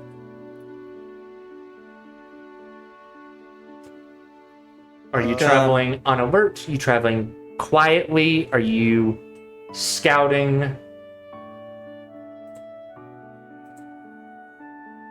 I think I'm kind of carefree.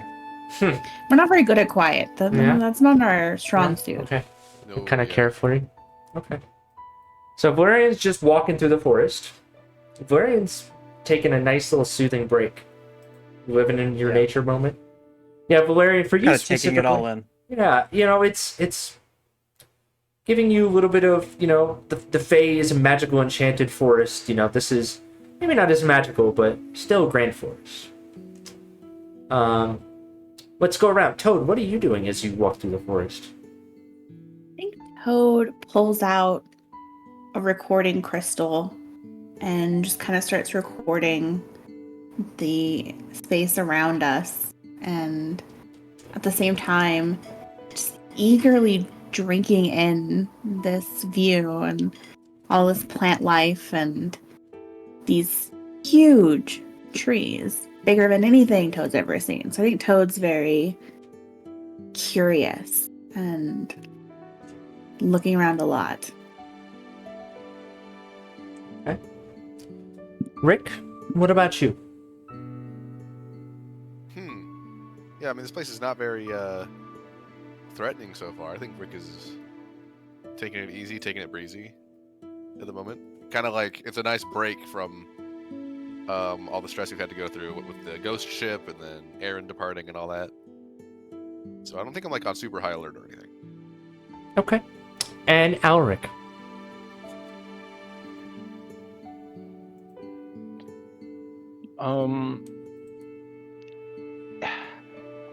I want to say he, reaches out with the senses of his tentacle to see if there's aberrant, presence. Okay. All right. Give me a wisdom saving throw. Okay. And then give me a constitution save. Constitution save. Brutal. Oh, Yeah, right. You know what? I'm gonna use one of my 2 inspirations for that. Okay. Constitution save. Oh, jeez. I'll also use inspiration for that. Okay, let's do the Oh my. wisdom. Okay, well, that's the best that I can do. Right. The other one. Okay. So you're Dear only using Lord, one inspiration? is Oh, this- okay. I'm using 2. I've used 2 inspirations. I'm out of inspirations. Brutal. Okay. So 10 wisdom, 11 constitution. Okay. So as you are walking in this, what everyone else around you is taking in as a peaceful place, you're immediately reaching to your sense of security in your tentacle whip, right? This symbiotic being that's imbibed into your mind. Yes, nature's around you, but you can't think of anything but threats. And you reach out to call for any sort of aberration that might be present on this planet, or anywhere nearby, really. And You reach out, and the tentacle kind of grew underneath your skin, like reaches around your wrists and like down your pointer finger as you like point with this tentacle with poking out right underneath your fingernail as you like scan it around. And you don't sense anything, but the reverberation through your body hits you and your brain pounds for a second. Roll me 2d6, please. 4. You take 4 psychic damage. Oh. You don't know the true range of that call, but you have tested it out to, what was it when we were in spelljamming territory, like 500 something feet, so it's substantial. Okay. Yeah, though the way this manifests is like this. He's like reaching out, and it's not even so much that he's like absent-minded. This is such nice ambiance. I don't want to ruin. Let's say that he is like sweating as he does this. Okay.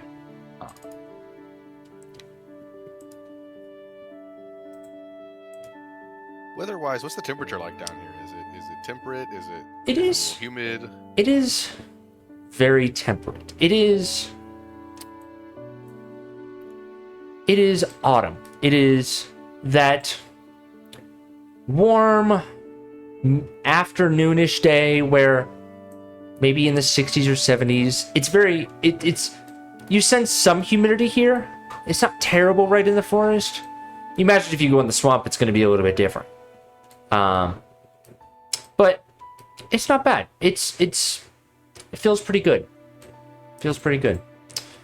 And as the 4 of you are walking, you are almost kind of wandering around in a daze. And there's so many sounds going around. And it's not until you're just maybe, I don't know, less than 100 feet away. A massive thump, thump, as this tall, treant-esque creature seems to be stomping around. You thought it was a tree at first. You completely missed it. You've been so intrigued. But this walking tree turns and seems to notice you all. What is it? Is it just walking somewhere? Like in a direction? It seems to be kind of milling about right here. Hello? Can you understand us? It just looks at you, blinks, doesn't seem to respond in any way. I will kind of adjust the tiara that I have, and I'll cast Comprehend Language. And I'll just repeat the phrase, hello.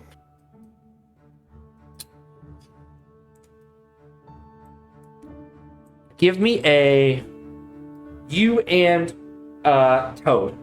I'll say that you can make this. Both of you give me perception checks.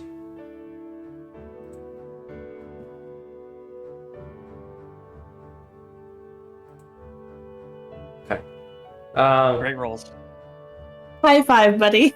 Okay. You speak to it, and it kind of like slowly lumbers your way. It's just boom, boom, boom. I'll stick my hand out. Boom, boom, boom. Staring at you. You stick your hand out. Yeah, I like to shake its hand. Boom, boom. Are the rest of you doing anything as this guy gets closer?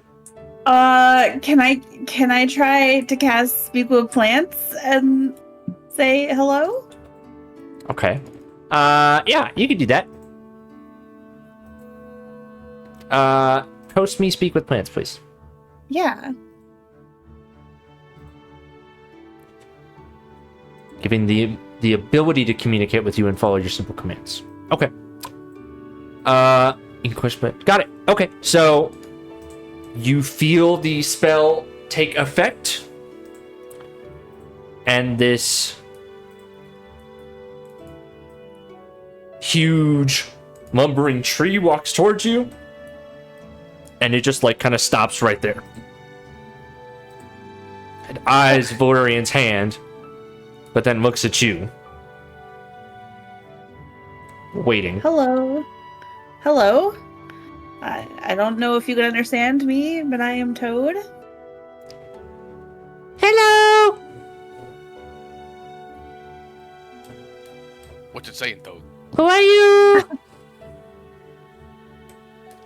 What do you want?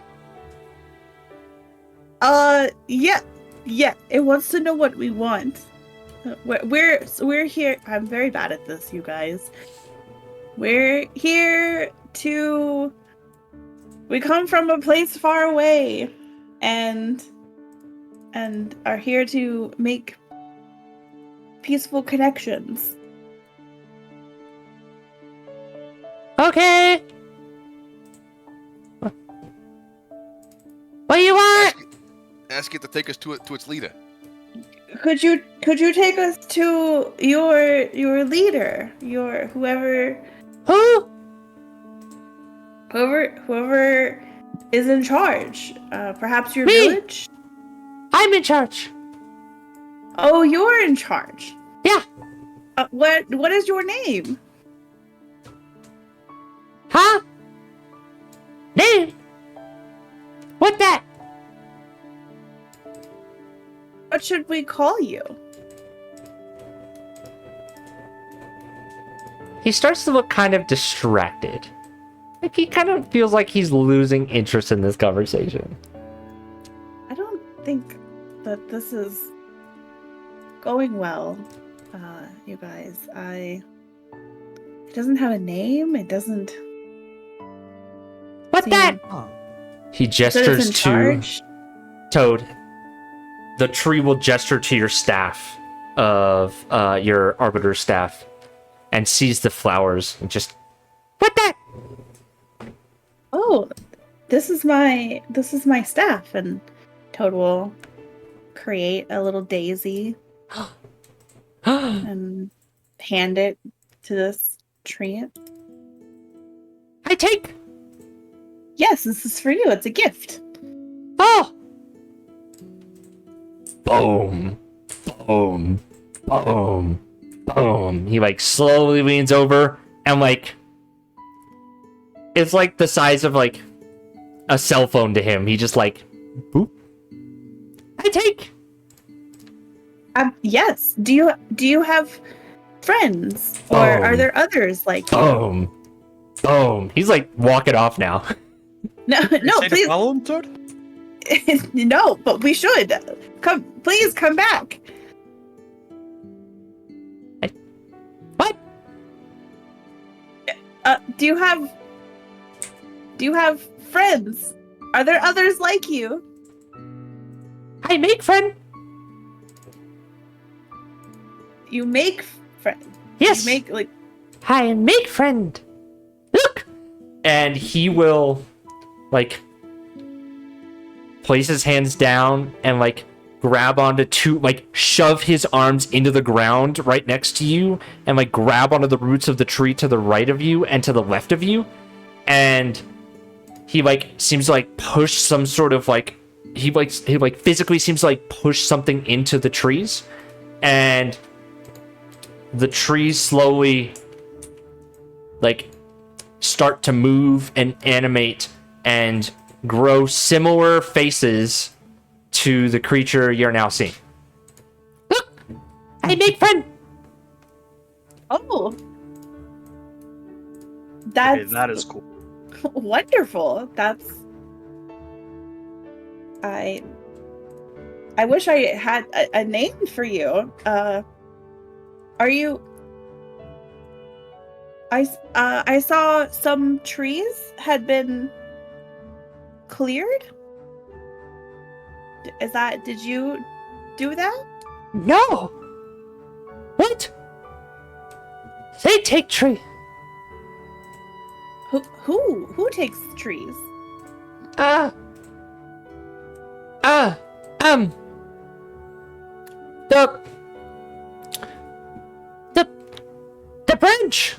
the branch creatures. They take the tree. They not walk on ground. They high, up high. Cannot reach. I take stick. Thank you. Boom. Boom. Boom. Boom. This tree is moving to, like, wander away. I don't get the sense that it's a communal creature. It created its friends and said that there are some creatures that live high in the sky, cutting down the trees. Huh. But he didn't seem to have any. He said he was in charge, or they said they were in charge. What are the You rest of don't you really all need a doing? community. I think I'm just like, I'm standing behind Toad, trying to interpret what she's saying in the plant speak, and just idly commenting on what's happening. I think. Yeah, you guys are only seeing, like, a one-sided conversation. But you... Okay. So, Rick, Alric, what are you guys doing? As this tree seems to be leaving with something that Toad gave. So did it go well, or I wish I could answer that question. It's like they seemed kind, and also I don't think if we're looking to make connections, I don't know that that's the direction we want to go. It seems maybe more like a benevolent creature of the forest and not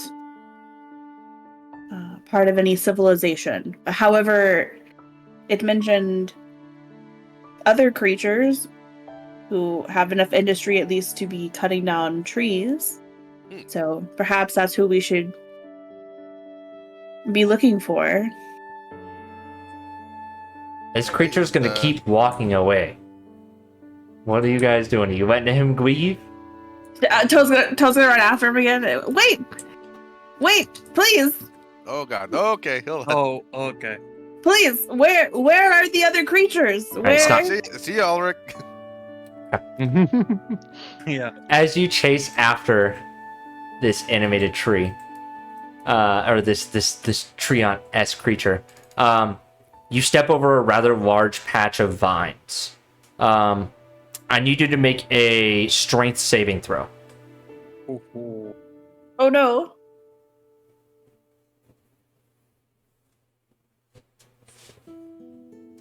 Okay. Oh no.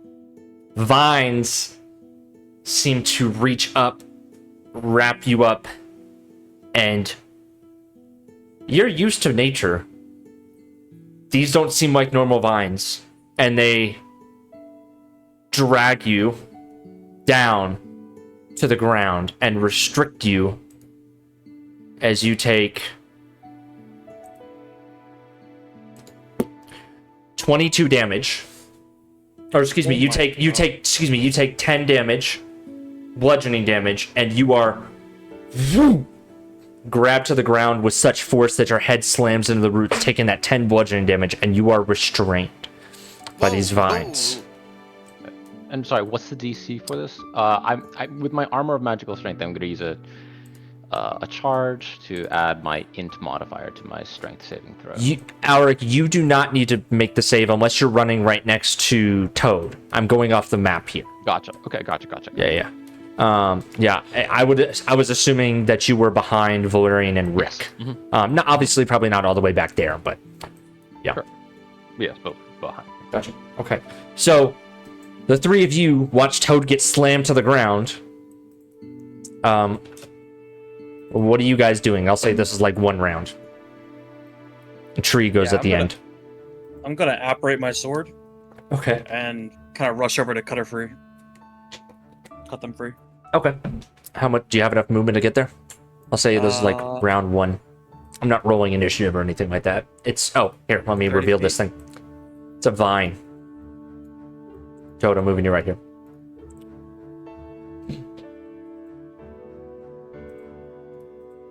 Okay.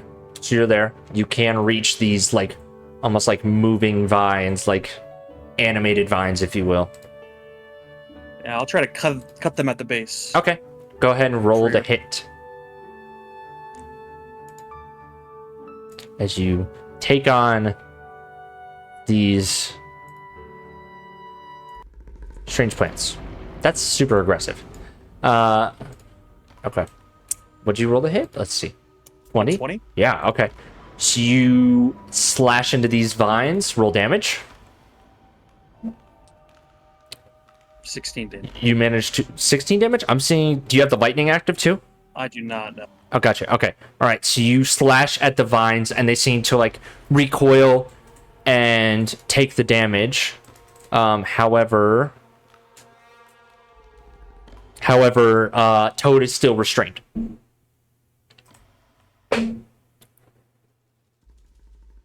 Okay. I mean, if it's like kind of roundish, I'll take my second strike if I can. Yeah, go for it.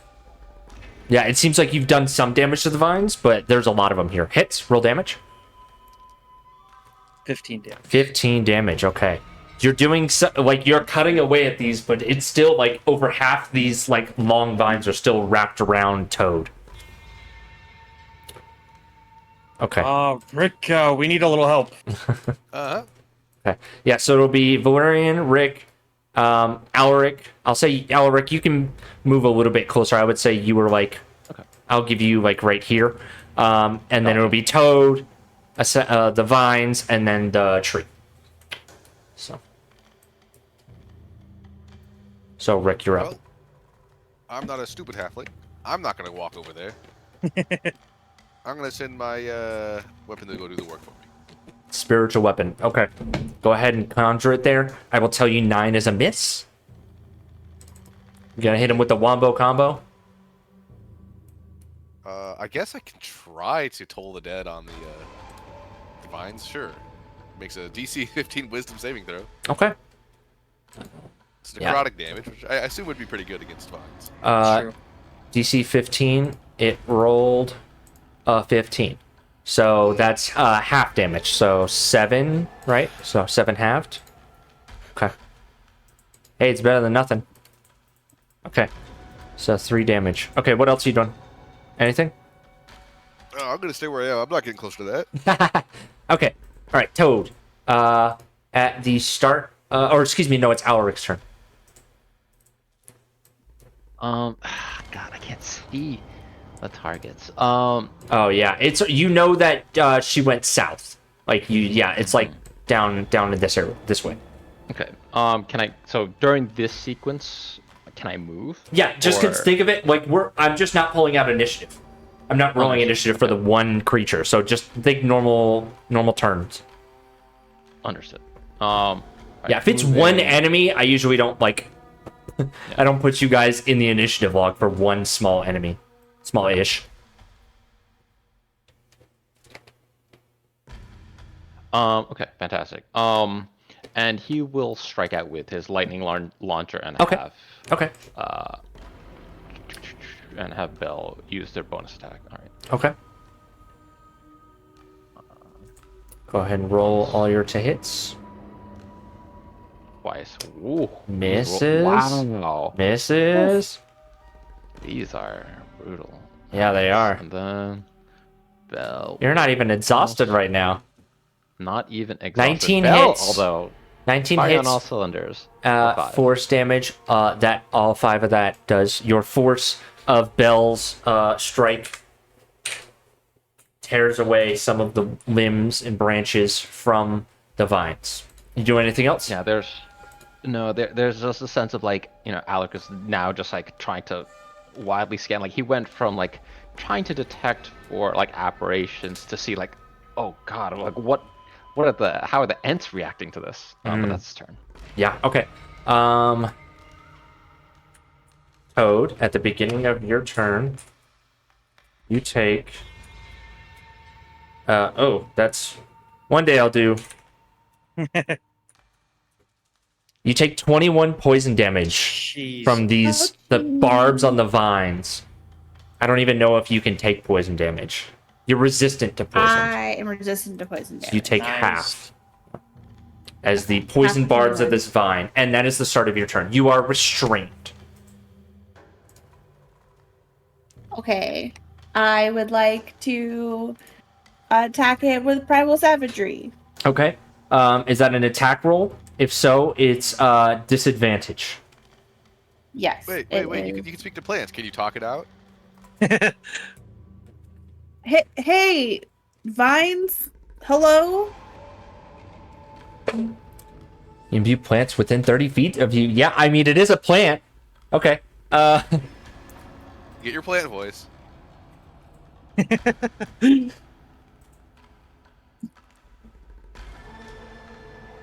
Ew. Eat. Digest. Yum yum in my tongue. Oh, I understand you're probably hungry. I am made of metal, which is not a thing plants get sustenance from. You should spit me out. I don't think this is good for you. Eat. Eat. Rick, I tried talking to the vines and they want to eat me. I don't think talking works. All right, kill it. Okay. Is that my action? Have you No, talked to the no, vines? that was a free action. Okay. I'll say that was your bonus action. Yeah. Ooh, even with disadvantage. 21. 21 to hit. Yes, does. Roll damage. Acid damage. Ooh, nicely done. 16 damage. You have now bloodied the creature. It momentarily releases you. You're grappled instead of restrained. But I need you to make a... So you're grappled. What would that be? A dexterity saving throw to see if it will re-restrain you. Are you sure it's not a strength saving throw? You know what? It is. It's been a day. Yes, it is a strength saving throw. Excuse me. Quite kind of you. Thank you. Hey, I'm not perfect. Ooh. Okay, so 18 hits. You are re-restrained, and you take 7 bludgeoning damage as it momentarily releases and then grabs back around and yanks you down. What else are you doing? I'm just gonna call out help, please. Help! It's again. It's again. Okay. It's again. Okay. Troll's turn. What he gonna do?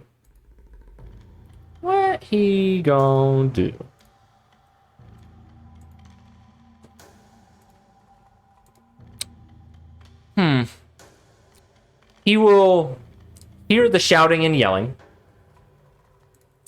turn around and see you wrapped up in things. And you did give him that good stick. Boom. Boom. He will attempt to slam his massive bark fist down on this creature, on these vines, and will beat the shit out of this thing for 20 damage. These vines look like they're like barely holding on. They're still restrained. Like the only ones that are left are like the ones on like your arms and like ankles. Toad. There's nothing else cutting into you. And then, yeah, that's all he's doing this turn. So back to you, Val. Okay. Val will kind of weigh his options, and he will go over to Toad and try to pull them out. Okay. You can attempt to pull. Okay. So you can make a athletics check to attempt to pull her out. It's your action. Big, strong boy. Strong boy. You're able to yank. No, it's not short. You guys are both pretty tall, if I recall correctly. So Yeah. it's not like she's small, but you're able to just rip, because of the weakness of the vines that remain, you're able to rip her out, and she is no longer restrained. Nicely done. Thanks, Valerian. Thank you. Of course. What do we do about that? It's still And that will be- wriggling at you. That will be, well, actually, can I pull Toad out and kind of stand in front of them? You're using your action to... You use an action to pull them out. You're now holding... I'll say like you're like firemen carrying... Or maybe not firemen, but you've got like your hands underneath their arms. So you can pull them. Yeah, but you're just at half movement. However, you could be suffering opportunity attacks here. I think that's fine. Okay. I will, yeah, I'll pull them back. I did 5 feet here, so let me pull. Yeah. So I have 25 feet, so a 10, 20. So I'll pull them back to Okay. like here-ish. Okay, yep. That's fine. Go ahead and move yourself. And then it's going to attempt to try to lash out at your ankles. 15 to hit. Does not hit. Okay. The vines attempt to snap around you, and they make no such luck. Okay. Is that your turn? And that is my turn. Okay. Alrighty. It's Rick's turn. I'm gonna make another swing with the Go for it. spiritual. Go for it, weapon Doc. with my gigantic scalpel. It does kind of look like a gigantic scalpel. You're the doctor's in the house. Well, That is a miss. Oof. What did you roll? You rolled a 2. two. Brutal. Yeah. Brutal. Sorry, buddy. Is what it is. What is else you it doing? is. Wombo combo. Wombo Wombo. combo. Okay. Let's see here. Ooh. Roll 10 damage? Oh, that's just enough. How do you kill these vines with Toll the Dead? You know, like a big old, like when a big old like spectral bell rings out above it, and it's like I think the sound of it causes it to wither, right? That's the necrotic damage. Okay. Hell yeah. The vines that were attempting to grasp on it, eat its next meal, just wither and turn to blackness and break off dead. So you all right? Yeah, I think so. I mean, I feel okay. I tried to talk to them. They just wanted to eat me, and I understand, you know, it must be hard to find things to eat when you can't move. So, I don't like Oh, that. it's just those vines. It's not. And Alec kind of nods his head at the other end. no, this one helped me. Thank you, friend with no name. Is welcome. Man with things on face. Lots of vines. Lots of flower vines. Be careful. Okay, bye-bye. Toad's gonna produce Boom. a sunflower. Boom. And wait, I have another gift for you. Oh, Boom. Boom. Boom. Boom. Leans down.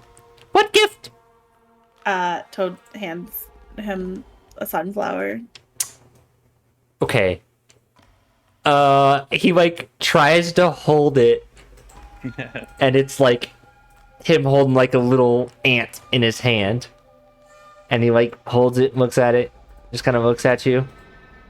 It goes with your other flower, that I gave you. He picks up the staff and like puts them together in his hands and like pokes them together. Whoa, the staff? My staff? Yeah, he's got your staff. Wait, I did not give. Excuse me. That's mine. I need you to give that back, please. Make a persuasion check. Yeah, he's had your staff this whole time. I thought he just took the flower. I don't know if I that can. made him. Me too. The staff of flowers that you had. He took. No, I made him a daisy. Oh yeah, from your staff, right? Yeah. And he took your staff. He just took the staff. Yeah, Oh he took the stick. He took the stick. I have inspiration. I have a -1 to persuasion. It's never gonna be great.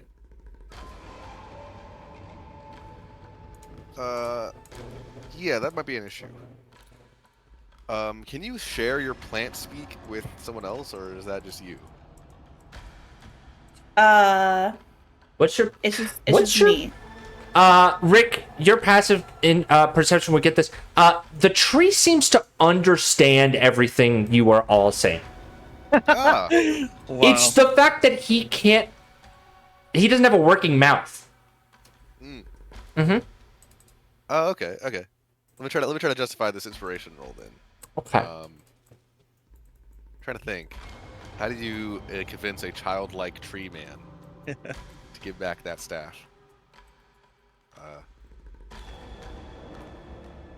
Hey, listen, that stick you got, it only makes flowers when the right person's holding it. So it's not really, you gotta give it back if you want to make more flowers.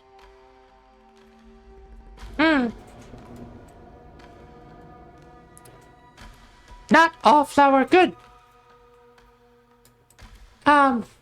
Make me a persuasion check as well. Or Thank yeah, you can make it this time. I'm 0 in persuasion, so 13.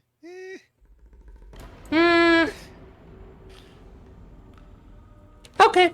And he still had the two things in his hand, and he just flips his hand over, and the sunflower and stick fall to the ground.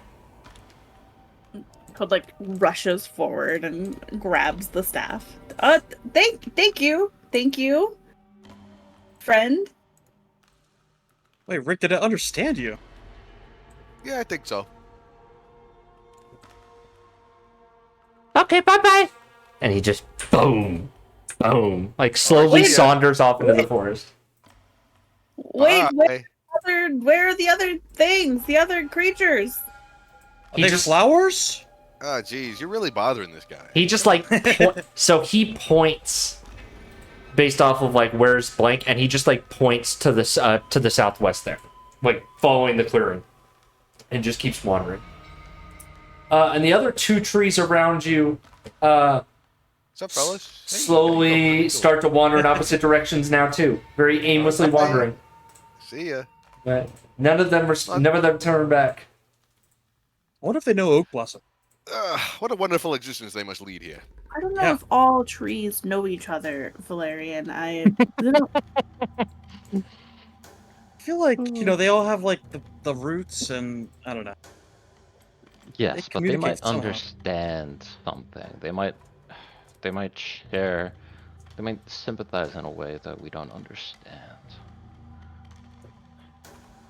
He did kind of make his own friends, which is kind of cool, but yeah, we Yeah, need to pay also- attention for those spines. It's a little solipsistic, though, isn't it? I mean, they kind of look like exact copies of him.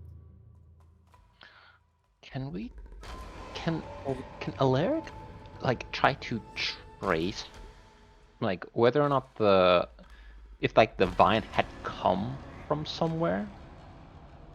Or Sure. if But did you just or call if it was yourself just- Alaric?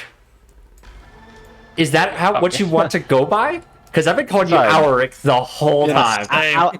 Alaric is correct. Sorry. Okay. Okay.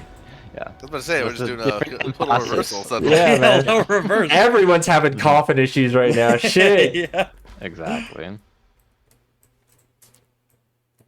Okay. What were Like, you there's trying to do there's a though? moment. He wants to know if like these vines had been there. If he can go to the vine and inspect it to see like, do these vines immediately like recently grow out, like erupt from the earth? Were they always a part of like the bramble, or did they travel to some degree? Okay. And can he like trace them back? Yeah, give me an investigation check. The way you worded that makes sense to use an investigation check. Oh, let me calm down this music again. Let's get the pretty music back. Okay, what did you roll? You rolled a 16. Okay. You get the sense that the vines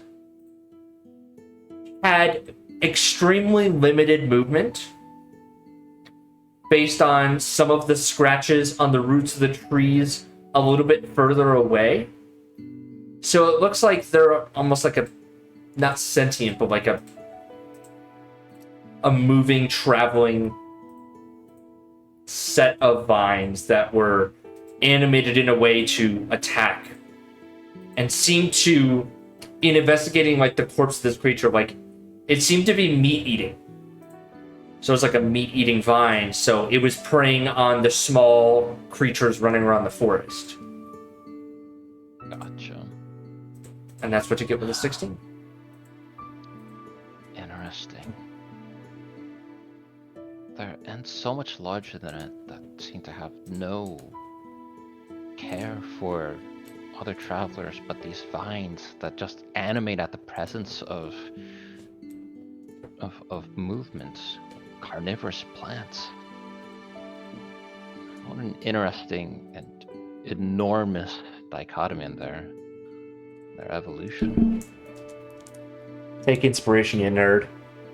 Oh, thank you. It's kind of like the antithesis of almost like the food chain of it. I guess there always has to be something to eat something, right?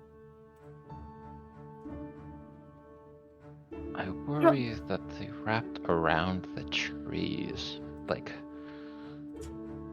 perhaps they were bringing them to the trees. Did any of these Ents look like they had, similar looking vines on them? Not on the Ents. You can give me a quick perception check.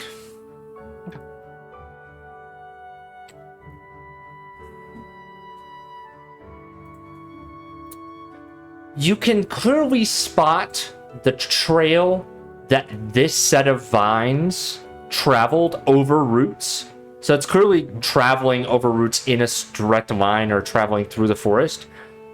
You're not seeing anything similar in your vicinity, but, you're not going through and touching every single vine in the area. Perhaps they're not traveling on the Ents, but there is a sort of trail. Maybe one that we could follow to a source.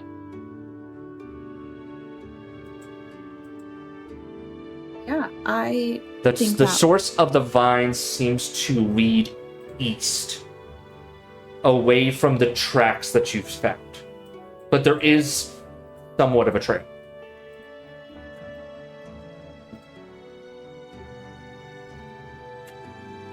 Well, the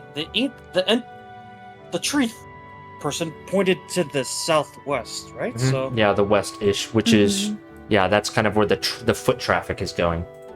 let's put a pin on that path, and we go there next. See where this kind of ecosystem leads. Understood, Captain. So wait, Kinda which way are we shudder a going? little bit we're going west. West? Okay, following the foot traffic. Okay. Okay. We are going to do a little overland skill challenge. Ooh. Okay. So, you all are attempting to follow the tracks through the forest. There's some small-ish threats, maybe some larger ones. I would like you to give me 3 successes before 3 failures as you navigate the forest, tracking these tracks towards some sort of obvious civilization. Let's go in the order of the Discord. Does the Discord order same for me as you guys? I see Allie, Cade, Eugene, Moses. Yeah. Okay. Yep. Let's go reverse. Let's start with Moses and work our way up. Okay. 3 successes before 3 failures. We are traveling through the forest.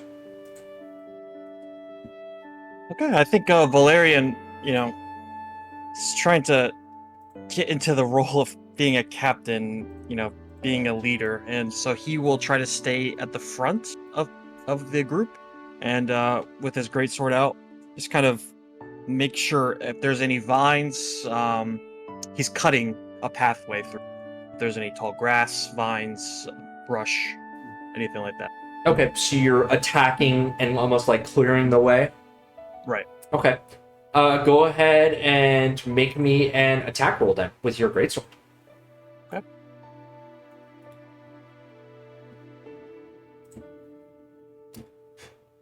Success. You have a very large sword, and it works as better than a machete. And it's magical, so it's not like you're blunting the blade, cutting. So yeah, you are able to clear a path through some of the more denser areas of the forest. Alaric, what are you doing to contribute this small hike through the forest? I think he'll take some time to cast Detect Magic, and if there's no opportunity to cast it as a ritual, then he will use a spell slot. Okay. And it's this notion of especially within Eberron, the ability to trace magic back leads to some form of organization, some civilization, some architecture, notes of following ley lines, at its. I think ideally he would find evidence of enchantment, but at its best, I think he would imagine it following the weaves of aether and following ley lines back to a source of magic that intuitively brings creatures together. So you will need to expend a spell slot here. That's a first level spell. Yes. Okay. At this skill check, that is considered a success. So you are able to detect. You're looking for the ley lines, and you're not sensing a direct path correlating with the path of the foot traffic. However,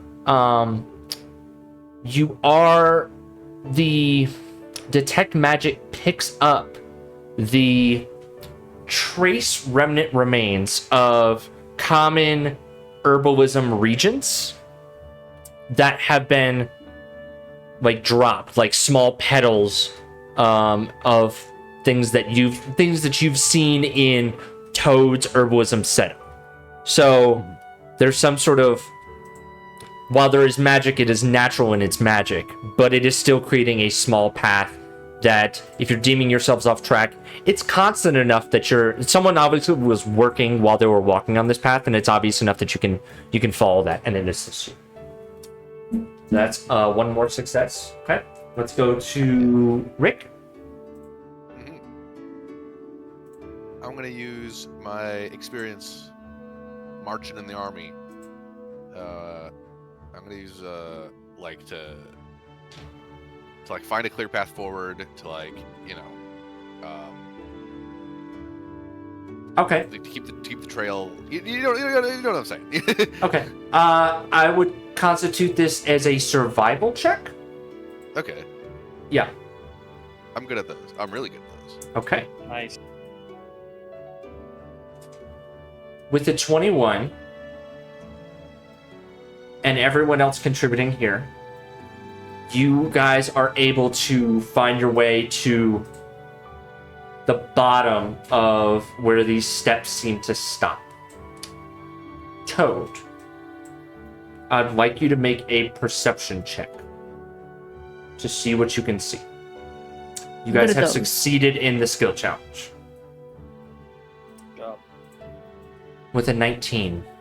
The foot traffic seems to stop in this cleared patch. There's like a patch of like 6 or 7 trees in this area. And there seems to be foot traffic congregated around the trees, but then it seems to stop around the trees. Kind of confusing, right? And so you think initially about the hole in the tree in the Sayaki Zalgith monastery. And you walk around a little bit, tapping the tree bark, maybe checking for doors, cautiously. But you find nothing. And then you look up. And you see more than just the branches above you. Is it... Yes, those 2 branches are connected by something. It looks like vines, but it looks like it's been strewn together by hand. It doesn't look like it's grown naturally. It looks like it's run across, and then you see there's buildings in the trees, hundreds of feet high, far above the canopy. You're looking at a treetop city above you, small village above you in the treetops. But with your 19, you don't see any movement. You also blow everything.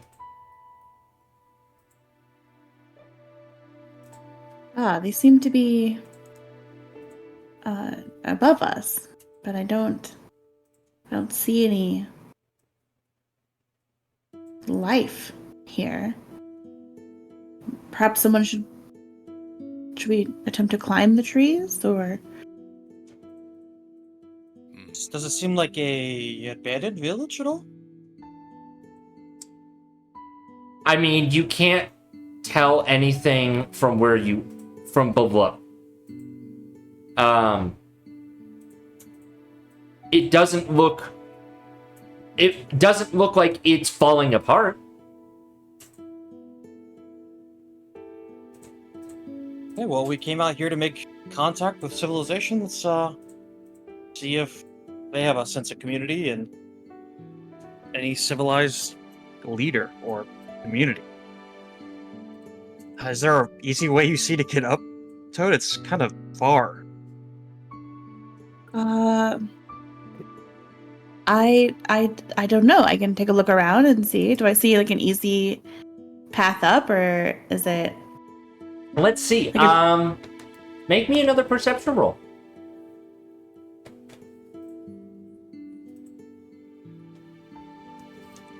Yes. You see, it's not a staircase per se, but it is a set of handholds, I guess is the best way to put it. It's a set of handholds for large-handed creatures. But it seems like they were put in, like it was wood nailed into the wood a while ago. But they look relatively unused. They look to be in decent shape. So, you'll be doing some climbing. However, it doesn't look daunting. But if you're scared of heights, you're gonna feel it here. Yeah, there's some handholds nailed into this tree here. We can use those. Okay. I'll go first. Okay. What's the marching order here? I think me in front for sure. Mm-hmm. Who's next? Toad? I'll go next, yeah. Who's next after that? Take it up. What's up? I'll do it. I'll Okay. be next. All right, and then Alaric in the back. Okay. All right. I'm going to go ahead and load this map. As you climb your way up, I would like all of you, with advantage, to give me a athletics check, please.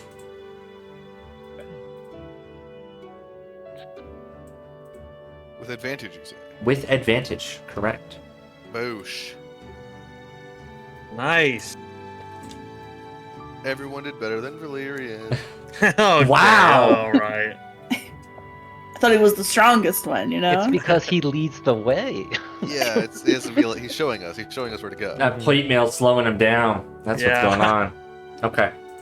With little difficulty, you're able to climb up 300 feet into the air. Don't look down, but you're able to climb onto looks like a balcony of sorts. And the four of you are able to assemble on this balcony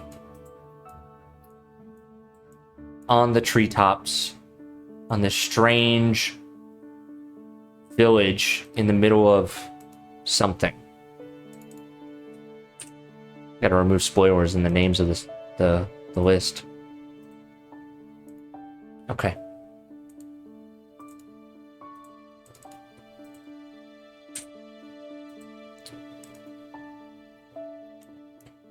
And you appear in front of what looks to be a door, as you're almost on this balcony, and you see some windows on the left and on the right, some like open air windows, the light trickling in from the flowers above, and you see what you see. Okay. Almost looks like a lodge, if you will. Should we knock? I think so. The tree did say that these are the ones that are cutting down the trees, so we'll just be a little cautious, but seem civilized enough. And then I'll knock a couple times. Okay. Yeah. What would the craftsmanship be like compared to something like the satyr Yeah. craftsmanship? Give me a carpenter check. Ooh, okay. I like you using that carpenter check. I appreciate that you check on the wood quality of everything. Take inspiration, man. You're using all your skills. Thank you. Okay, so it's essentially my investigation, my proficiency. Yes. Yeah, that's fine. Okay. Except that I think I might have expertise in this. I just want to make sure. Tool proficiency, tool expertise. Yes, I have tool expertise, so that's an extra 2. 2. Okay, so it's an 11. Okay. Yeah. You know, you got a real bad fucking headache right now because your skull's fractured. Reasonable. But it looks pretty damn good. But it's hard to look at acute details right now because your head is pounded. But Gotcha. it looks not bad. In another time, Alaric would pore over the craftsmanship, but right now, you know, even in the the beautiful scenery, he's nursing a headache, a migraine. Okay. You knock on the door. How long do you wait? Wait a couple. Almost like you're knocking on your neighbor's door. Wait a couple seconds until it gets awkward. And then I'll knock again. No answer. Well, I think it's kind of rude just to walk in. Maybe we look through the window? It might be rude, but less. And I will start moving over. Okay. I'll move to the other side. Yeah. And the cuts are intentional. Okay. The cuts are intentional in that there's a lot of open holes here. And where you think you see something on the left side of you, right? You think you see some sort of creature over there. Oh. But it seems to just be standing there. Standing there. It's just standing there. Menacingly. It's just standing there. It's like looking up into whatever this other wooden lodge is. It seems to be staring at something up there. Just call out to it. Yeah. Hello. The creature doesn't respond. Does it like Rude. notice my presence? Does it like look over at all? No, not at all. Guys, I see something over here, but I think I'm not loud enough. I don't know, Valerian. You're pretty loud. I don't. What is that supposed to mean, Toad? I just mean your voice carries. It's a strong. Valerian, you can Voice. see inside the room now. That window is something you can easily climb through, if you would like to. Is it open? Yeah, you can see in. It's an open. It's an open window design in a lot of these treehouse things. Okay. There's no glass here. I'll kind of knock on the wood on the outside and see if there's any answer. And if not, I'll just say, just kind of talk to Rick.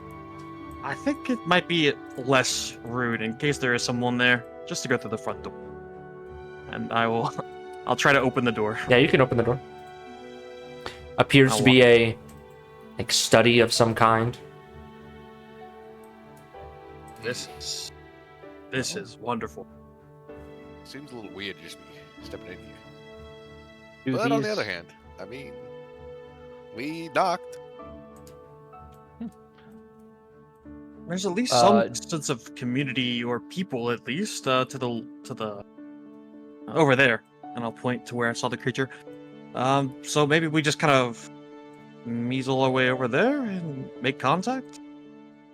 Yeah, you also spot some more creatures. A couple of you spot some more Oh. creatures around the map. Are these Oh. books? Yeah. Are these actually books? These are actually books. However, they are not in a language that you can read. Damn it! Oh. I will tap my tiara, and I will cast comprehend languages. Okay. Nice. A lot of this is... A lot of it is woodworking material. There is designs for tons of different architectural houses with wood. Old designs, new designs, tons of notes on tons of these books. Like over 75% of this library is dedicated, just by reading the titles, to working with these massive trees. There's some history of the there's the like history of their country and nation, and then there's, you know what, make me an investigation check, see if you spot anything.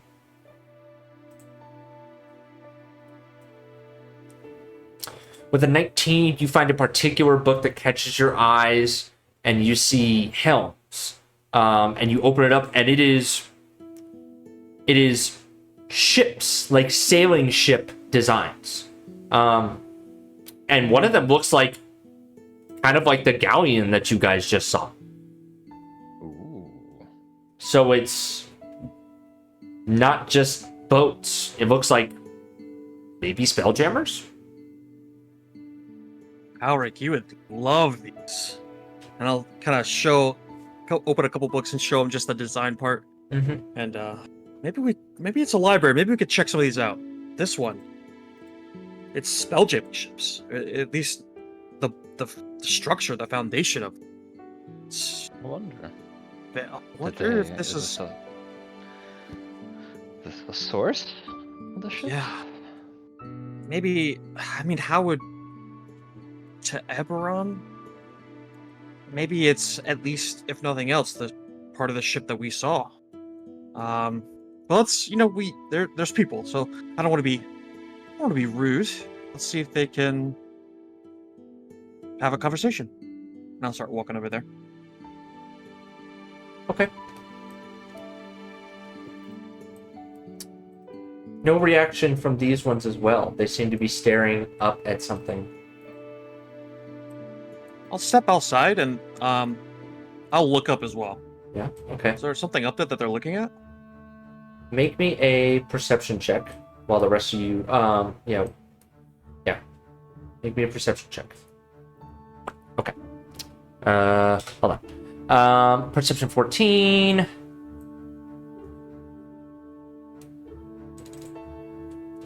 You're looking, trying to get a good eye of what they're looking at, and it looks like they're just staring at the top of the door, like the top of the opening of this room. Like, can't see anything. It doesn't look like anything. Okay, now you guys can go. Rick, are you staying back there? No, I'm coming with. Okay, alright, cool. But they seem I'll to not notice you. Step a little closer, and I'll kind of like, with my plate armor too, I'll kind of like step heavily. Okay. And when I'm within, this is safe distance, I'll say hello. Okay.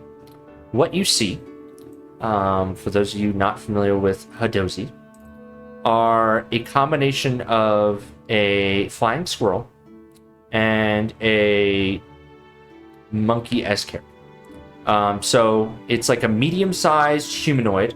Let me see if I can display this. Oh, let me see. Hold on. Can I show that to y'all? Oh, let me get there. Hold on. Sorry. So these creatures are not anything that any of you would have encountered before. Come on, do the thing.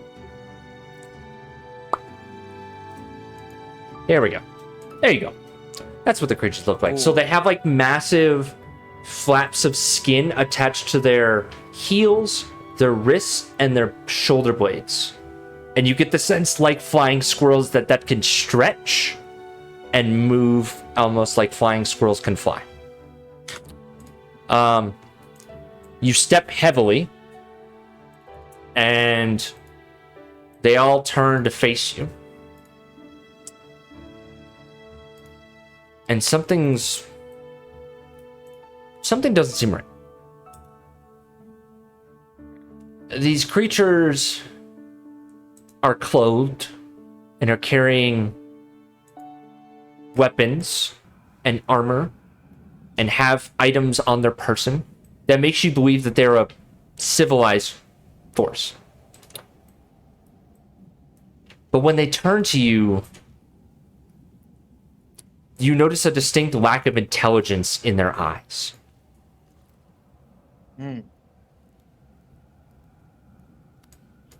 I am going to go ahead and have you all roll initiative as these creatures draw their blades. Ooh. I didn't touch a single book yet. I am rolling hot on initiative in the past couple of encounters. Classic Toad initiative roll. It's one of those nights for sure. Mm-hmm. All good, all good. Wait. Oh, okay. If Alric was at the top of the initiative order, this is literally the exact same initiative order that we've had. Yeah. Mm-hmm. Yeah. Well, I mean, if you think about, like, Alric has a lot of decks, if I recall correctly. So... Yeah, oh, it's reasonable. yeah. I think a lot of us have like 2 or Yeah, you guys got 2. Yeah, it's a reasonable. Okay. All right. Top of the round. Yeah, Rick, you can see these creatures like bare arms against your compatriot. They don't seem to be saying anything. They just look at him with like glazed over eyes. Okay. Well, I'm gonna be like, okay, whoa. Okay, let's just calm down a little bit here, okay? I'm gonna cast Calm Emotions. Nice. Okay. All right. Let's see. if this works. I need to Damn it! I place can. this. Put it right here. Okay. All right. This will hit Valerian and Toad. Yeah. Hold on. Let me read the spell here. It's so Enhance stupid. your calm. Yeah, well, it doesn't know why it doesn't show it. I don't know why either. read It's it off cool. my list if you It's want me cool. No, I got it. Oh my god. Okay. Did you use the spell slot? I used a 2nd level spell. Yeah, that's what I mean. Oh my god. Okay. Why is it not? To each humanoid. Yeah, can you 20-foot just radius. copy and paste it, please? I can it's- read it off. I don't think I can copy paste it. Oh, That's not how it works. gotcha. Yeah, each humanoid in that 20-foot radius sphere must make a charisma saving throw. A creature can choose to fail this if it wants to. Charisma saving throw, and what happens?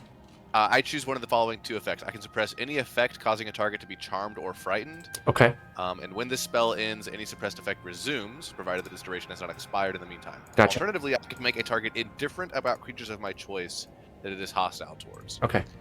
This indifference ends if the target is attacked or harmed by a spell, or if it witnesses any of its friends being harmed. When the spell ends, the creature becomes hostile again, unless the DM rules otherwise. I will choose the second effect.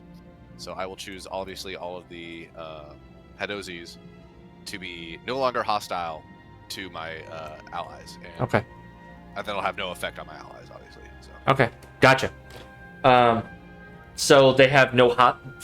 So the second effect was what? One more time, please. Toad, you need to roll as well. Yeah, Yes, they you can choose did. you can choose to fail the Oh, save. oh, roll. Okay. Yeah, you could choose to fail.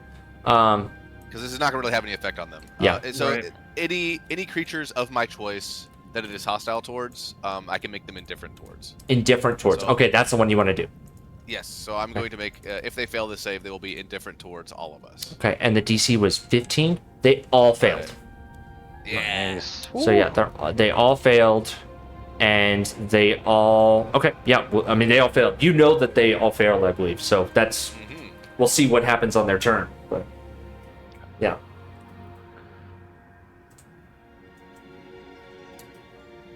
So I can keep this up to concentration for 1 minute, for the record. Their hands with the blades lower, and they turn back and face whatever is on the ceiling. Ulrich, let's try and figure out what's going on here. Something doesn't seem right. Mhm. Fantastic call. All right. Whew. Okay, Alric, what are you doing? Yeah. Oh, could I unpause so that I can move? Yes, my apologies.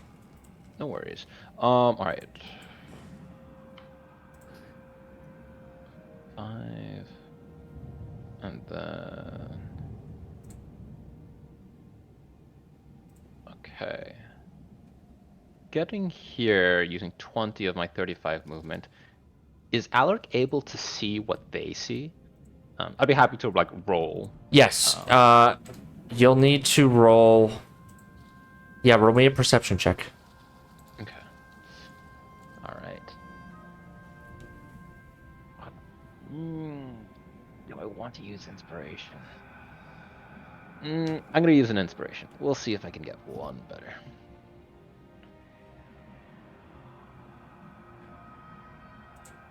Ah. Oh. 11 it is. Do you want another inspiration?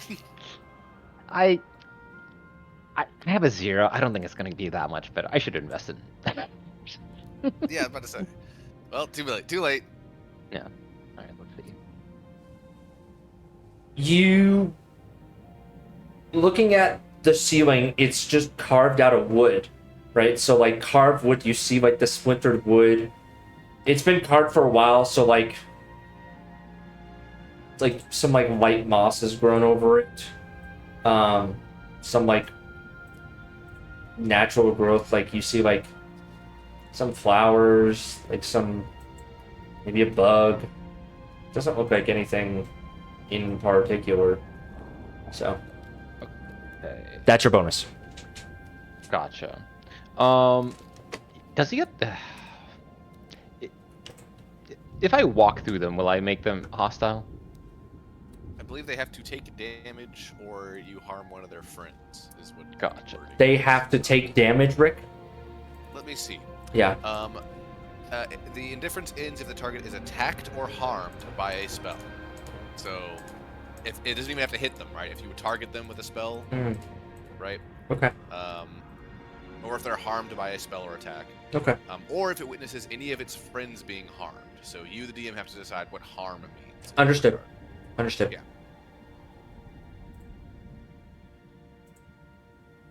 Gotcha. Yeah. So I mean, like a shove, I would count as harm. Okay. Makes sense. Yeah. Okay. They're not 2 Use sizes it to bigger than detect me. magic, not to backseat. Yeah. No, I think that's a good point. Yeah, that will be how he uses his action. To cast detect magic. Okay. Another spell slot. You're gonna detect my magic, I think. But Yeah, right. How far? 30-foot area effect? Mhm.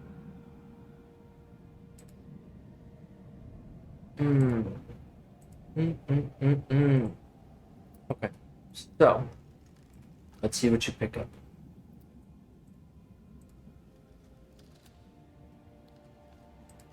You don't...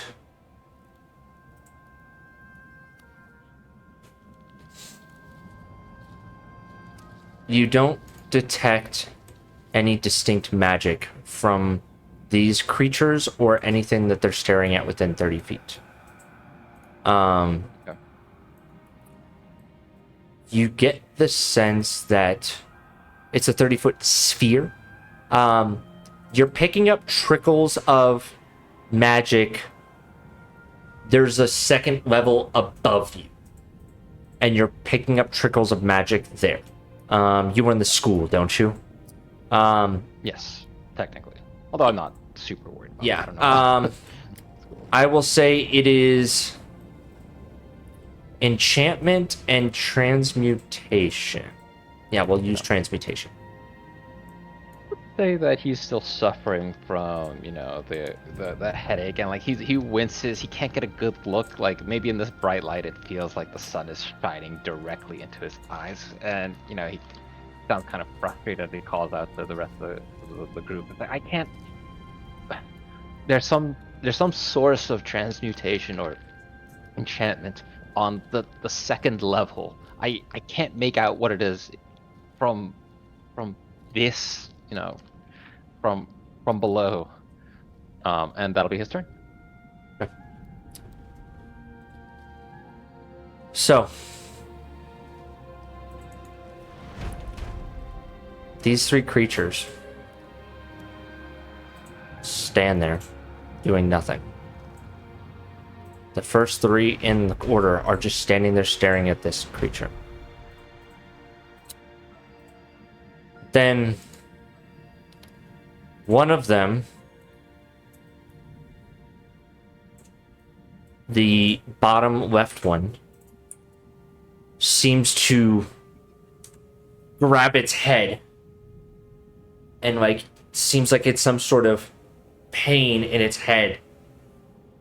And Rick, you can tell it has broken your spell. And now that you guys are up close to it, you see, as you look back, the lifelessness in its eyes seems to gain some spark of life. But you notice a blooming yellow flower growing out of the side of the neck of this creature that seems to pulse every time this creature moves.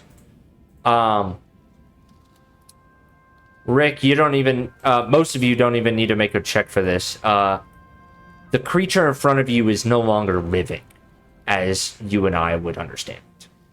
Oh no. Yucky. So, Valerian, it's your turn. Oh, I don't like that.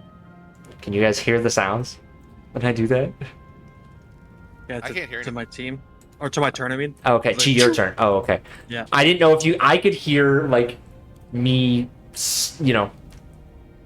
hidden combatants. I didn't know if y'all heard the sounds. So, I know. good. I didn't, because I just thought about it. I'm like, that's super metagamey if you can hear how many times it clicks. So, Oh yeah.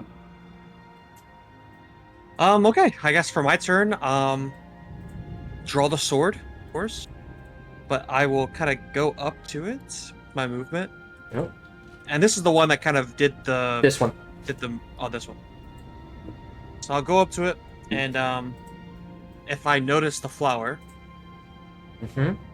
and kind of putting two and two together, it seems like it's being controlled of some kind. I will try to just pluck the flower out.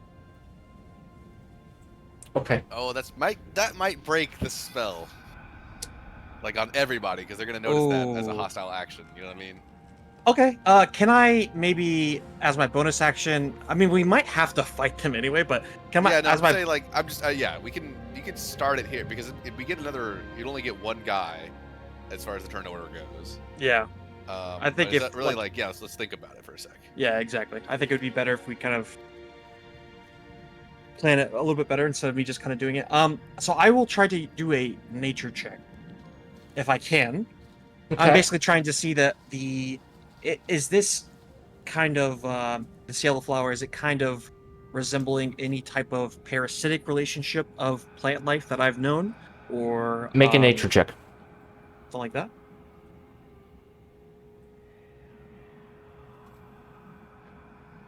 Yes. You have spent time in Themanis. There's a lot of creatures there. You are of the intent that these creatures are no longer alive. They are dead. They have been taken over by some sort of parasitic flower creature. Cutting off this flower won't stop this creature from attacking you.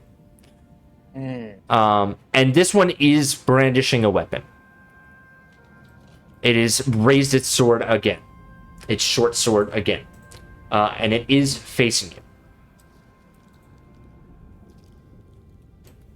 I'll just call that out to the group. I think they're definitely being controlled of some sort, but they are not alive, and doing something with the flowers is not going to help. And I'll move to the side, Okay. and I will ready an action. If it is harmful to me or my allies, and tell me if this is too much. Otherwise, I'll just take a regular attack. Can I use my action to throw it out or throw it under the?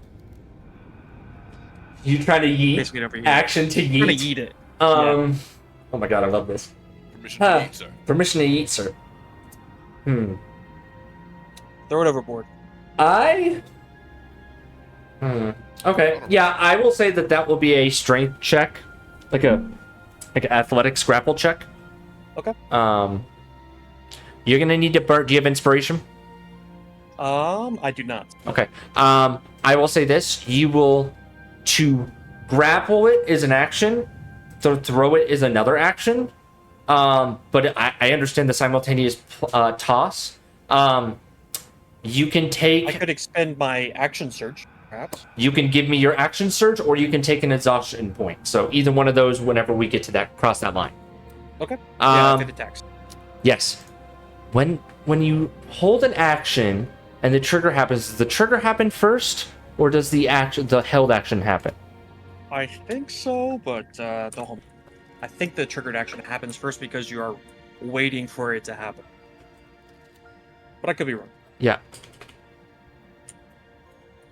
Anyone know I what the think that's a top judgment.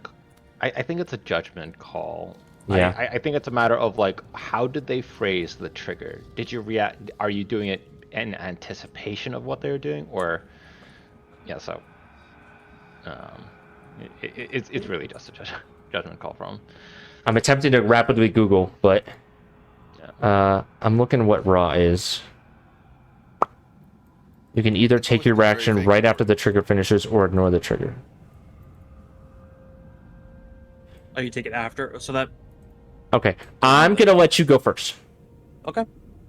I am a bountiful DM in that it's the Hadozi's ward turns next, and it's literally about to attack you. It's about to swing its short sword at you. It's very obvious. Yeah, so you can go ahead and roll your grapple check. Okay, and I'll expend my action surge. Well, I'm not going to make you expend your action surge unless you grapple. Okay, that's step 2. Okay, so I will grapple. 17. Roll the 10. Okay, so you now have it grappled. Now you can expend your action surge to attempt to throw it overboard. And this is just a flat DC. Okay.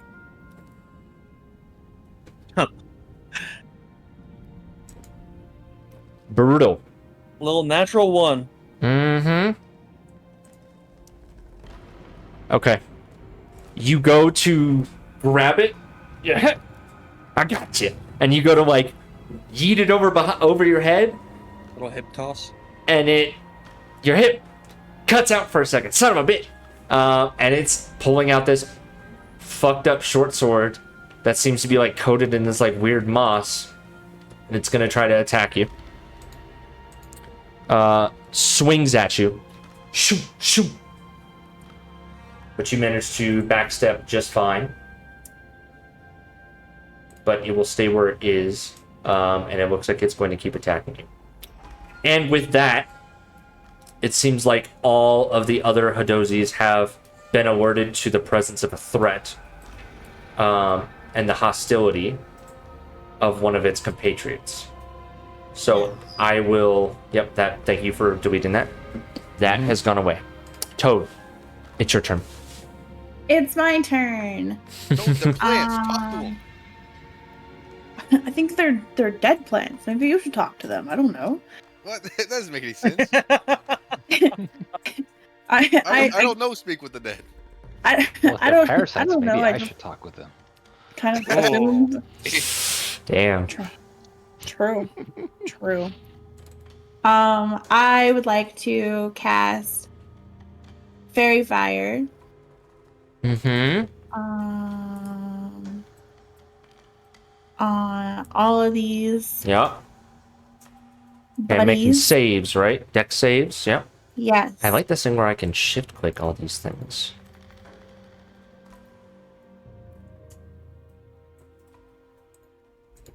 It's a deck 16. Yep. Okay. So, I saw these saves for these yellow musk creatures. yeah, you don't see shit. I see It's that. gone. I didn't see what? You see nothing. Don't you see nothing behind the curtain? Okay. So, which one is that? Hold on. Let's find out. 4. Okay. So, what was the save? 16. Yes. Only one of them. 16. Only one of them failed it. The only one that failed it was the one in the back. Yeah. So I will mark it accordingly. Is it under any effects, or is it just marked? It has any attack roll against an affected creature or object has advantage Gotcha. if the attacker can see it. Yep. And And they're outlined in green. okay. All right. So, you also notice a green outline of one of these strange yellowish flowers that matches the one growing out of the neck. And it's just sitting there up top. It's just sitting there menacingly. Menacingly. Yes. Now it is really menacing. Yeah. Okay. What else are you doing, Toad? I will also move. I will move over here. Okay. And then I will call out the flower that is now glowing. Yes. And there's another flower. Valerian. Flower power. And that's all. Okay. Top of the round. I need charm. Calm emotions prevents charming. Right. So you picked for them to be on the not hostile. But what about your allies? I don't think I can pick both. You can't pick both. Okay. All right. So I need everyone. I think everyone within 30 feet. So I think, okay, Rick, you're outside of this. So everyone but Rick, make me a wisdom saving throw. Oh no. Come on. Nice Oh. 0, I see. 0 and a 9. That's pretty good. Hey, there's The Toad. usual suspects here. Anchoring us. Thank you, Toad. Can we Finally. share inspiration on saving throws or no? You can. You also have your, who's watch it? Your die. The domain die. Oh. I think you I can. can't roll that from my sheet. Yeah, it's just a d6. The domain die pool. Oh, yeah, it's to minus. Excuse me. That one's to minus somebody else's save, not to add it Yep. onto your Yeah. own save. Yep. So. Okay. I think zero's gonna 0 plus 2 is not gonna help. So you get the sensation that it's just a sweet little flower. And both of you are charmed. Oh, excuse me. I got Toad wrong. I'm sorry. I'm a little distracted tonight. Usual suspects are charmed. And you're charmed. You do nothing on your turn except move closer to the yellow flower. You can repeat the saving throw at the end of your turns. Okay. Rick. Here we go. You now see, now that you've had one flower identified, there's another one right next to it. This can't hide from you any longer. So you see what you see. It's top of the round. It's your turn. All right. Enough of this nonsense. I'm going to cast Calm Emotions again. And I'm going to center it right here. And this time I will choose the first effect. Okay. Which is, excuse me. I can suppress any effect causing a target to be charmed or frightened. When the spell ends, the suppressed effect resumes, provided that its duration has not expired in the meantime. Okay. So this now, I don't think they can choose to fail this one. No, they do have to. Yeah, you guys do have to roll. So Valerian and Alric, you guys need to make charisma saving throws. Toad. Oh yeah, Toad, you can voluntarily fail, so you're fine. Yeah, I don't know if the squirrel people will have to. They both failed. Oh no, that was Toad. Never mind. That's Toad. Toad, you weren't charmed, and you're still not charmed. Nice. I am not charmed. Good job, Rick. Yeah. Okay, let me go ahead and bow. Okay. DC 15. 1, 2, 3. Okay. So only the first one didn't fail. So all the other ones have been broken out of. Oh shit. Let me do the opposite. Let me just fucking mark this one as not just that one. That's the one that's still moving with some sort of hostile intent. The other ones, when you hit them with this, okay, this is weird. So they're literally being controlled by this thing. Yeah. I'm just gonna say they don't do anything for their turns. Okay. Yeah, I was about to say I don't even know if they're technically classified as charmed or if they're being puppeted, if their corpse is being puppeted. Yeah. We don't know the precise nature of it. So yeah, it is weird. It is weird. So I'll give you that the other ones for this round do seem to like stutter and pause. Gotcha. Like I'm interrupting their signal being. You're interrupt. Yes, I like that. Yes. Okay. Anything else? So that was my action. Yep. I do not want to get closer to these things, so I'm gonna yell at Alric and Valerian, like, "Get out of there! Get away from that!" Okay. Yeah. All y'all failed, so you managed to remove the charm. So, what are you doing, Alric? Okay. So they're not charmed anymore. They are disrupted. Okay. So the one that has the disease mark is completely still moving to attack you. Gotcha. The other three are like, we'll call them stunned. Yeah, all right. We'll call them stunned this turn. Okay. So I'll say this: though Rick says to get out of there, this as long as you're in this radius, the green thing, you can't. I think you can't be charmed, or at least you won't. I don't know if you can get charmed again, but you're good for now, as long as I have concentration for a minute. Okay. So if you want to stay in there, I guess you could, but I don't know. I think that maybe additional charm effects might still apply. I'm not entirely sure. Okay. Yeah, Alex, very wary right now of having his mind altered.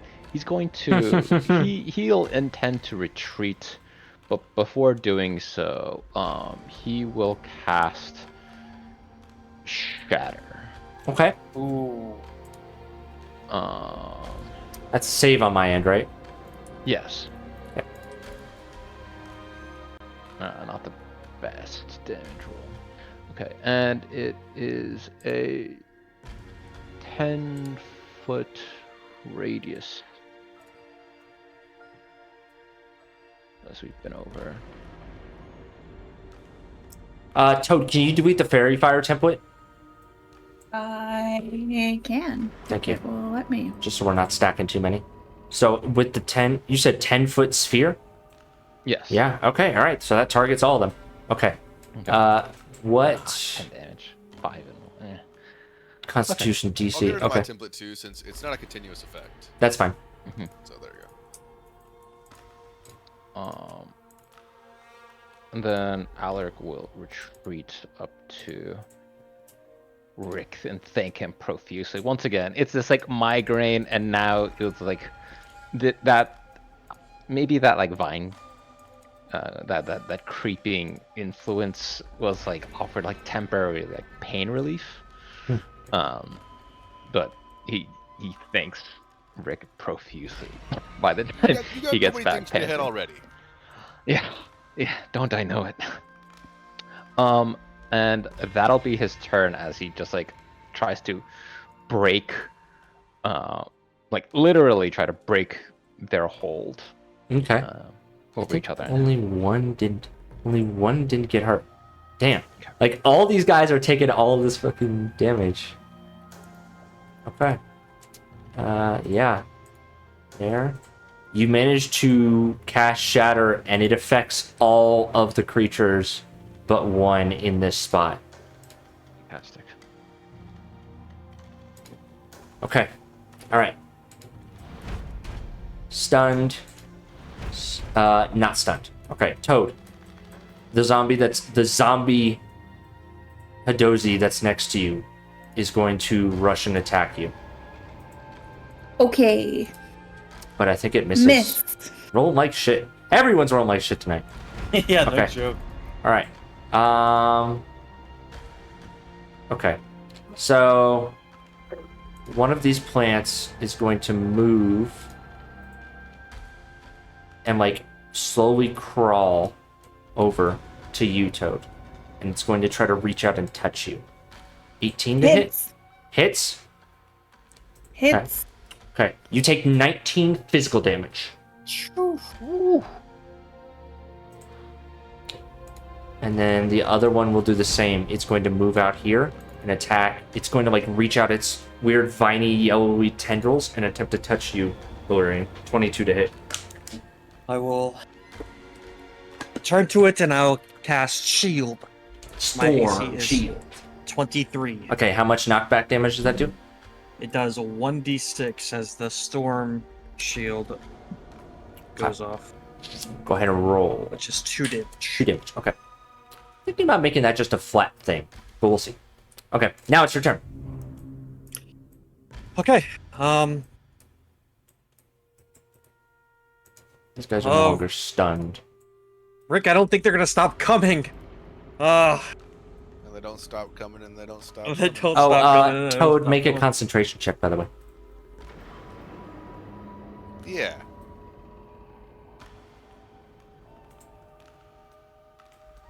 I think you're good. Yeah, you're fine. Sweet. What are you doing, Okay. Glory?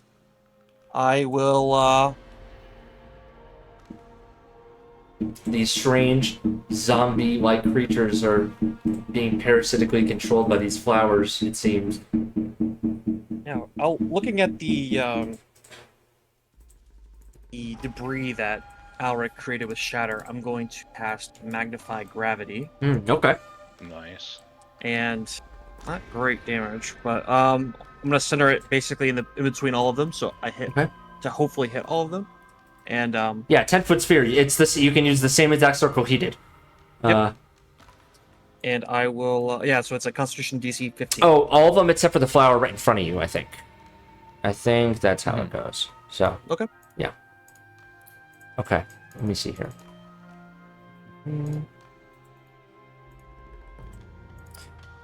I don't know. So, Rick, are you casting through the D&D Beyond sheet or the Foundry sheet? Foundry. So when you guys cast spells like this that require saves, if you guys wouldn't mind using the Foundry, because I can mass select the group, and this I'm individually Gotcha. clicking into each of these Nice. right now. Yeah, I'm individually clicking. So it's sure, do that. it just makes things a little bit quicker. DC Foundry 15. integration is a good thing. Yes, Foundry. Okay, so they take 9 force damage. Okay. 940. Okay, alright. That dozy, that's 1. Okay. Alright. You manage to. It shunts them closer, doesn't it? It pulls them in. I believe if it's sorry, on a failed save, its speed is halved until the end of the next turn.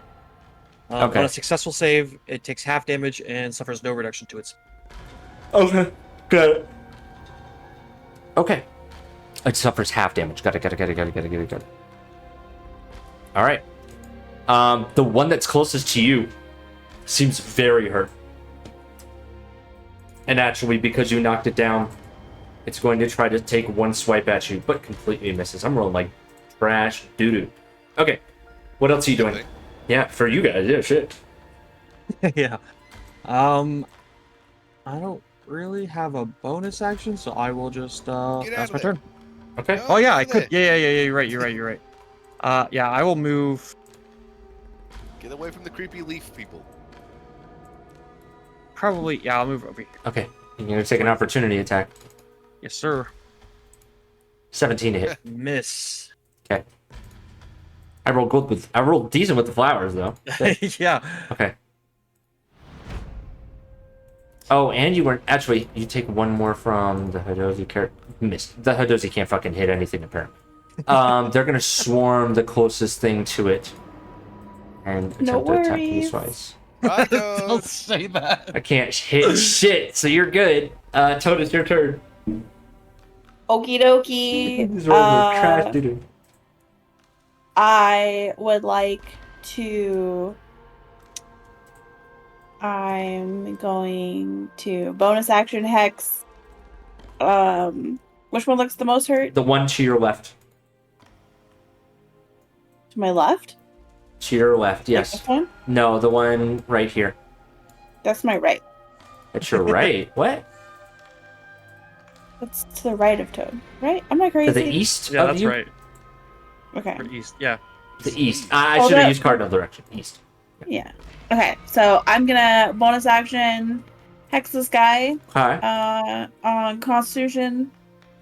Both of you have hacks? I didn't know that. Shit. Okay. Constitution. Got it. And then I'm going to wild shape into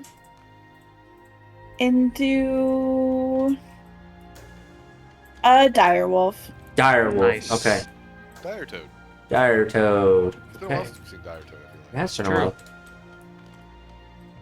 The mechanical body of Toad, Transformer style, shifts into a crazy looking. So I'm like, there. Okay, yeah, that's fine. And that's it. Okay. Top of the round. Yeah. Big boy Rick saving the day, as always. But now, though, Hold on. Valerian and Wolf Toad, make me wisdom saving throws. As these better not. these creepers are releasing their like spores into the air. God damn. I have a -2, dog. God, Toad. Oh no, we're You got good some at those. inspiration for that, or Oops, I'm gonna use an inspiration dice. Plus 7. I do damn. have inspiration. Oh, that's Uh, better. All right, Valerian. I'll give you my inspiration. what? You've got a Remind him of -2. what happened on the ship. Yeah, Alec, kind of just like a shout out to him, and it's like, you don't want to end up like me, do you, Captain? Damn. Oh, better. That is better. You guys are both managing to dodge the Nice. the charm this round. Rick, it's your turn. All right. So let's see here. I have some AoE spells, but unfortunately, to use those AoE spells, I gotta run in there. I'm not running into those spores. Oh hell nah. So I think what I'm gonna do is, gosh, I mean, I'm out of second level spell slots. I can cast spiritual weapon at a higher level, and I might just do that. Spell slot of third level or higher, the damage increases. So it's not gonna be wasted or anything. That's true. I will cast spiritual weapon. I'll get a super spiritual weapon at third level. I think spiritual weapon only jumps up in damage every 2 levels, if I recall correctly from my cleric days. Spell slot of third level or higher, the damage by every 2 slots above level second level. You're That's right. So what I I have to, yeah. have to cast it at fourth level. So Yeah. whatever. Nonetheless, it is still my most useful spell I can cast right now. That's fair. Yeah, that's a great spell. It's never wasted. Yeah, never wasted. Okay. Ooh. Where are you putting So it? for Because the that record, hits. I was going to target this lone Creeper? Okay. creeper right there. Yes. Creeper. Creeper. Boop. And this thing, my weapon appears right before it and then slashes down. 21 hit? 21 definitely hits. Good. 15 force damage. Okay, 15 force damage. Yes, it... you strike at it, you swipe at it, and unlike the last fight that you had, you're able to cut into this creature. Yeah. Okay. Following that, we hit him with the old wombo combo. The old Wombo combo. Let's see See? how this works. Let's see if this thing can take necrotic damage. And how good its wisdom saving throws are. Still a plan. Its wisdom saves are... Well, 13 necrotic damage, right? Yeah. Interesting. Yeah, it's not... It takes all of that, and you see it... It doesn't affect it more, but you see it blacken on the edge of its... Why can I not do the damage thing? God, these mods are being shitty. It seems to blacken more. We'll get to what that means in a minute. What else are you doing? Good. Anything else? I am backing the hell up. Okay. Alric, it's your turn. Just... Okay, here we go with a shatter again. Go for it. You consume the spell slot, place the measurement. All right.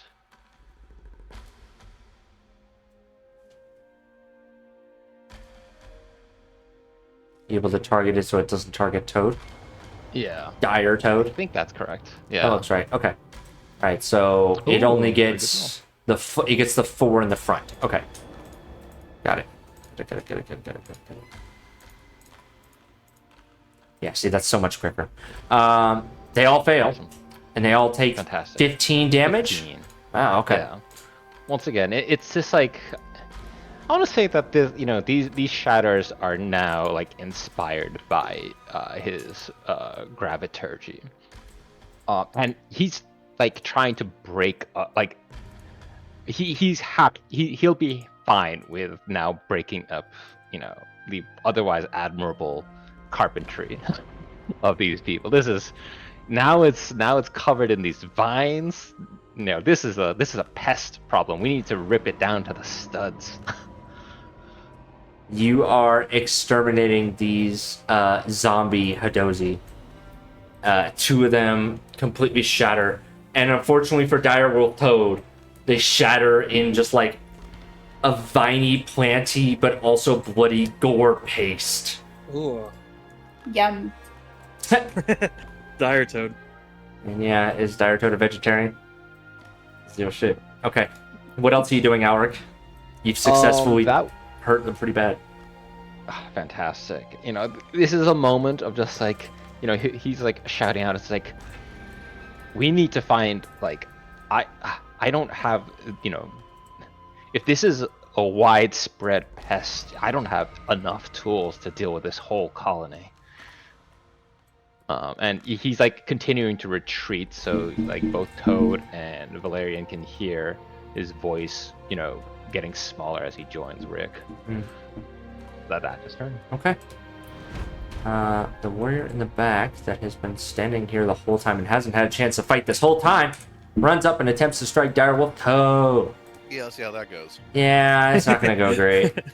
Hey! Ooh. One hit. That makes me excited. You take 9. That's max damage piercing from this short sword. Ouchie. Mm-hmm. Oh shit. Okay. The next one runs up and intends to swarm you.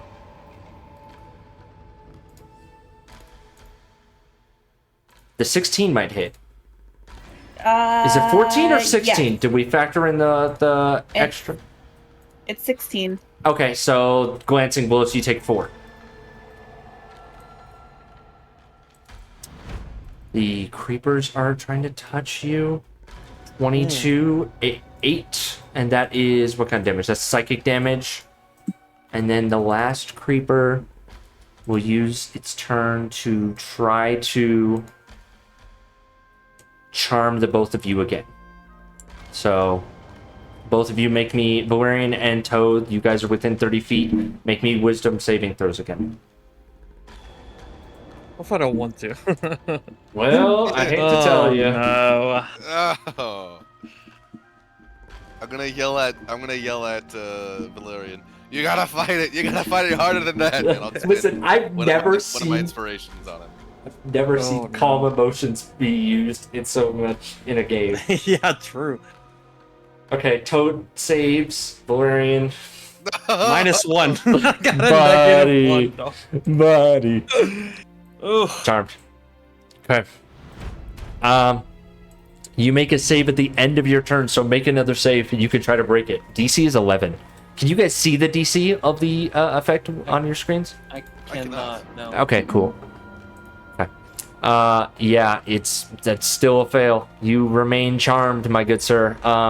You do nothing on your turn except move as close as you can to the very hurt creeper right here. So. 2, 5, Reaper. 10. Creeper. Toad, it's your turn. Okay, I would like to. I would like to transfer bonus action hex. Transfer my hex Go for it. to this creeper. Yeah. And still Constitution, and then I am going to attempt to attack it. Hi.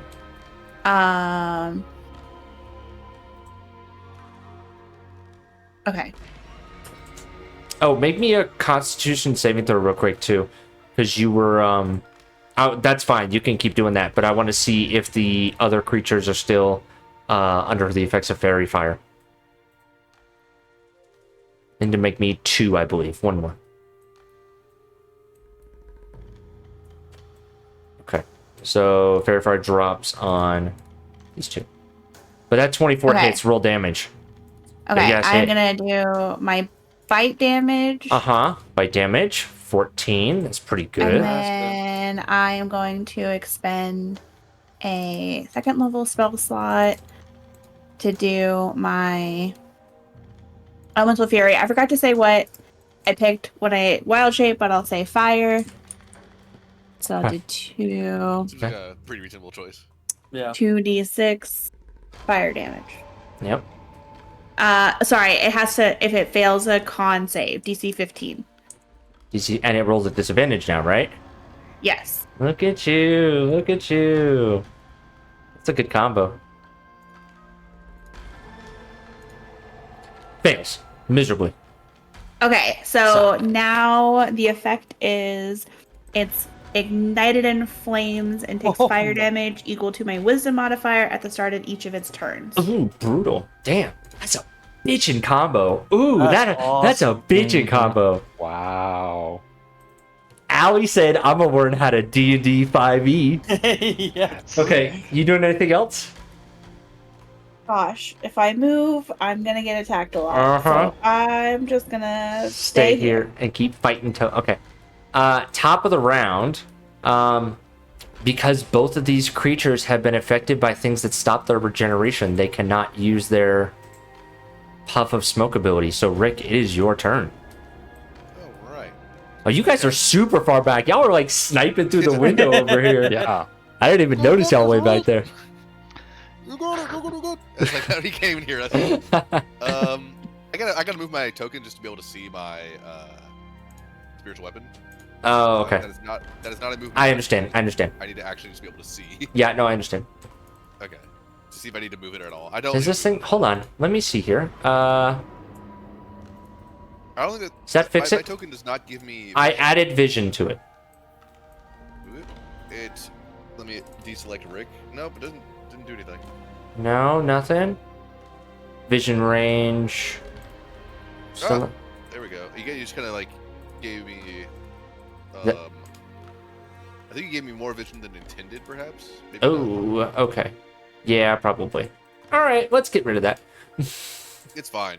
I think it makes sense that I can't see through my spiritual weapon. Yeah, that does.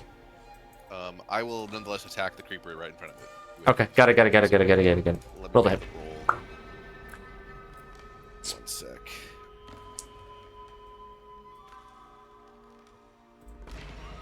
Target is blocked by a wall. Okay, well then I'll just deselect the target. Hold on. It's just. Because it thinks that I'm the... Yeah. So hold on. I just gotta press T again, right? There we go, I'll target myself. Huh. Whatever, it doesn't matter. Alright, come on. It's super weak and it has super low AC. These little flower things are easy to hit because they're flowers. Well- Hits. It has an AC of 6. Okay. Wow. And for some reason, They're this plants. did not roll the damage. I That's have no fine. idea why. What's the? Just roll it from Yeah, I'll something. just roll it naturally. So it would be 1d8 plus 7. So I'll just do that real quick. You said 1d8 plus 7? Yeah. Oh. I imagine the minimum amount of damage would be enough. In this Yeah, it is. It certainly is. case. Okay. Damn. Got his ass. Plus 7 for a spiritual weapon? Spellcasting. Damn, Mhm. that's fucking crazy. Okay. That's awesome. Yeah, Makes it a you. little easier. That shit's extra dead. Okay. You're slowly knocking these damn things down. Okay. All right. Doing anything else? You staying back there? I will return to that spot in just a moment. I'm so if I'm in the spot, where can I even see? I can see actually pretty decent. Yeah, you can see what. whatever tokens you can see. But as far as range goes, oh, just barely 60 feet. I'm gonna toll the dead on the other leaky boy. Right Okay. here. Gotta get Target it. that guy. The old wombo combo once again. Mm-hmm. If it works, it works. I nat 20. Ooh. Well, it doesn't work, which is fine. And I am going to move back even a little further. Okay. I forgot to roll my hex damage when I attacked. Oh, okay. What's your hex damage? Oh. Another 1d6. Another 4 damage. Got it. Thank you. Alric. Okay. Yeah, same. Like he has the same response as Rick, and it's just trying to exterminate these threats that are like threatening to control him, the Hadozee, and so forth. So he, comes out with his arms blaring with these lightning launchers. Boof, boof, boof. Okay. What What are you targeting? That's the first one. Oh, it doesn't. I thought it was targeting the yellow creeper in front. Okay. Okay, well that hits Huh. then. It's got AC of 6, so you hit. Oh, fantastic. Alright, the damage. I didn't know that it had AC of 6. That's crazy. That's Yep, it's a amazing. plant. It is Gotcha. a flower. It's a flower. Okay, that plus another 1d6. Okay, 9 damage total for that one, Okay, and then he'll Sting strike looks again. barely holding on. Roll damage. Oh, it was a 1d5. Oh, whatever. Yes, There. you destroyed this last creeper. Fantastic. Like this is like this. Like he's desperately not to like breathe in any spores or fumes or pollen, anything he can detect. And he's trying to shout out, and it's like Rick, do you think that was all of them? But that's his turn. Okay. Because you've killed the flowers, the zombies can no longer be controlled by anything. They're dead. Whoa.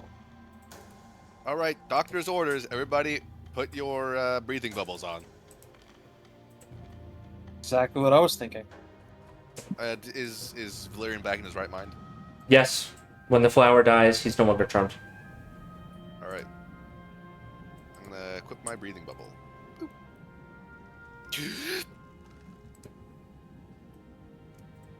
Okay. How long do you guys want to go?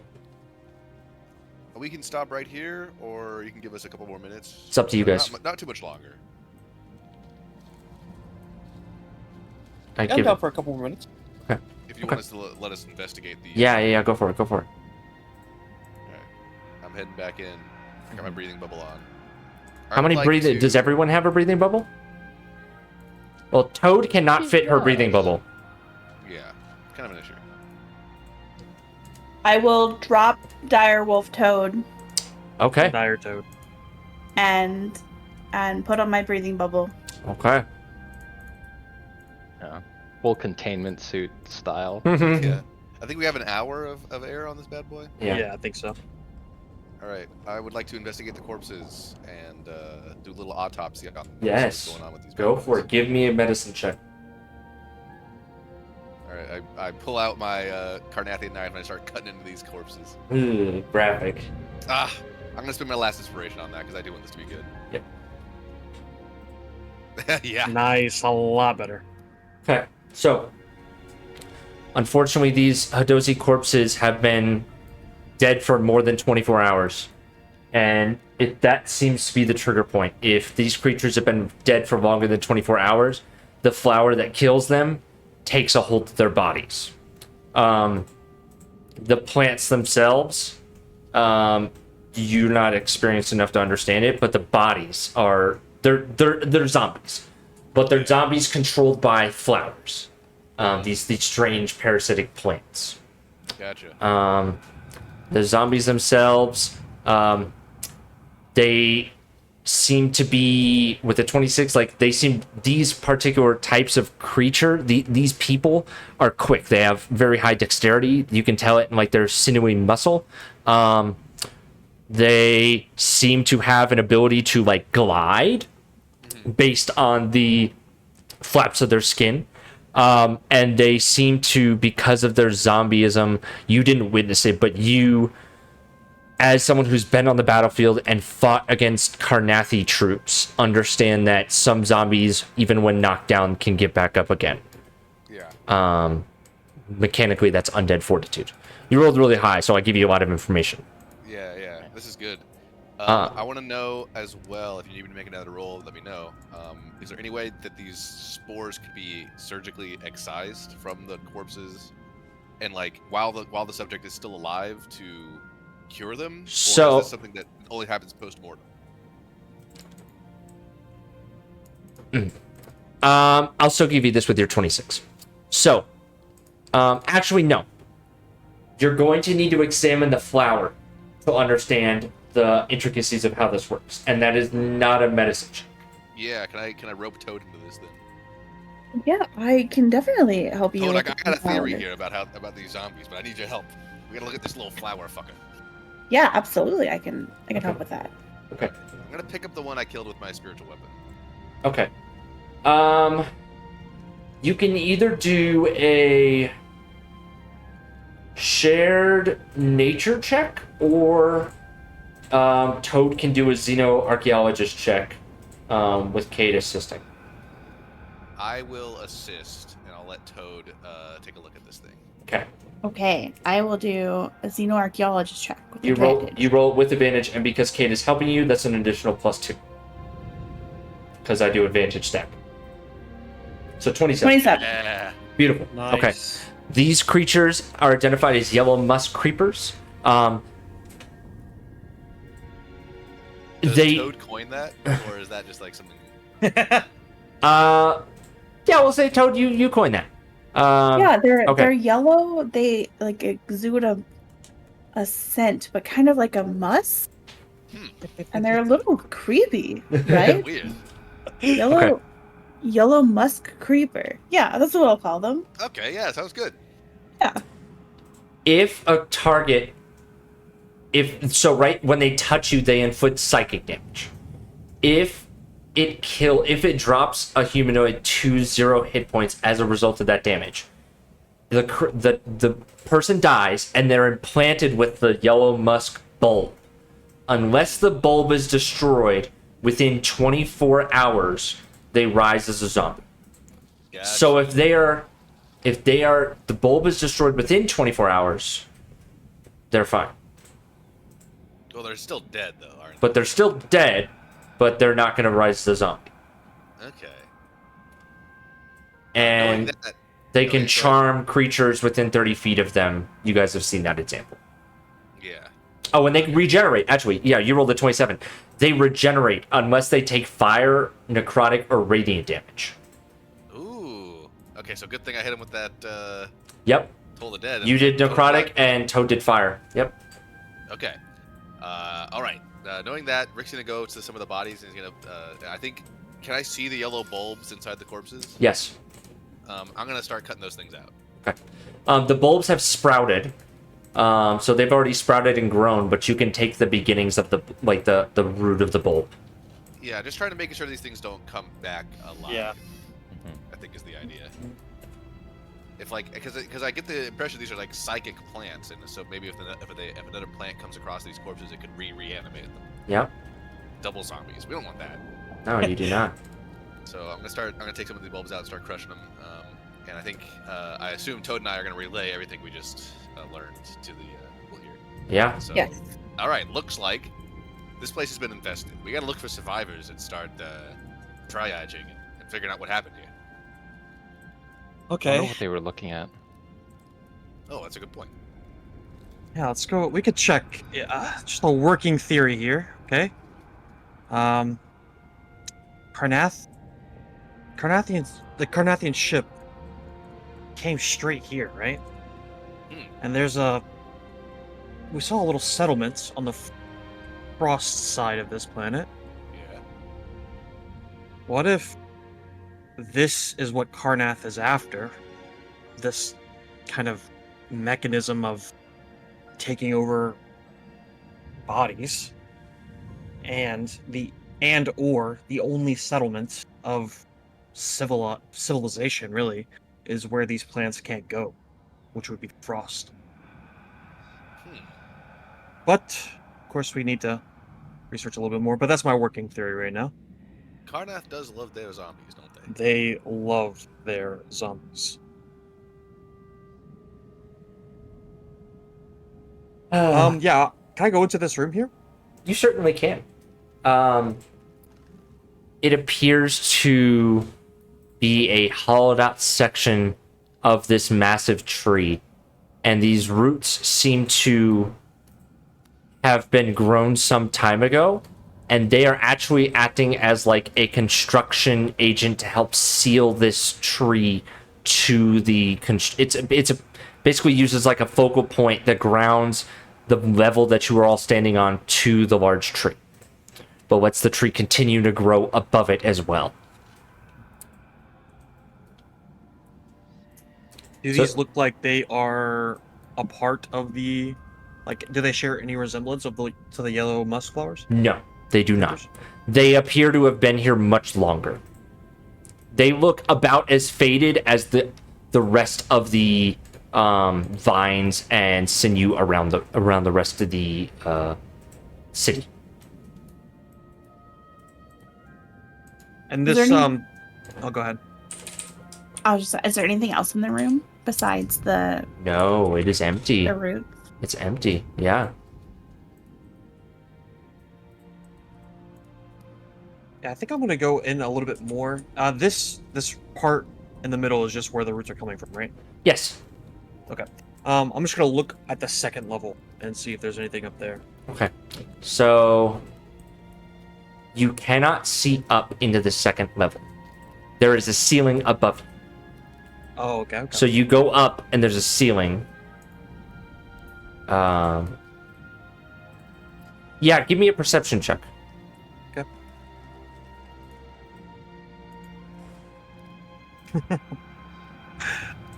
It's wood. But I Somebody else is a wood person. You can help. I will separately look. Yeah. See where Valerian's looking. You're like, what's Yeah, that? Separately look. Much better. Ooh. You are a plant gal person. My apologies. And you see similar green roots beginning to burrow in above as well. So you can extrapolate that this setup is probably the same upstairs. But also there's other roots embedded there as well. Not this same green. There's almost like some yellows in it. And some like whites in it. And yeah, yellow, whitish roots as well. Do they look like they're the roots of the yellow musk creeper? No. Oh. Well, only one way to find out exactly what it is. Yeah. Is there like any handhelds to go up to the second level? There is a staircase on the far side. You can't see. On the outside? If you step out, there's a staircase up here. Yep. I don't know if And you guys just can for see my reference, things. Yes. Anyone who has the bubble, do we have a reasonable understanding that they would help to defend us against like future creepy influences? You saw a few, right? You saw the spores being erupted, right? So it's entirely possible. If you saw more of those same yellow musk creepers, you have reasonable evidence to believe that they'll probably help prevent issues. Okay, gotcha. All right, good. So you all can see that there's several huts on this level, and you can go upstairs. Upstairs, the upper level is smaller. Toad, what's your passive perception? 17. Okay. Ooh. And Rick, what's yours? I believe it's the same. Okay. The both of you, as you're kind of walking around, looking around, and kind of expecting this strange treetop Podozi city, you hear voices yelling out, crying out from the lodging to the northwest of you. And that's where we'll end tonight. On the next episode. On the next episode. Okay, let me get this shit out of here.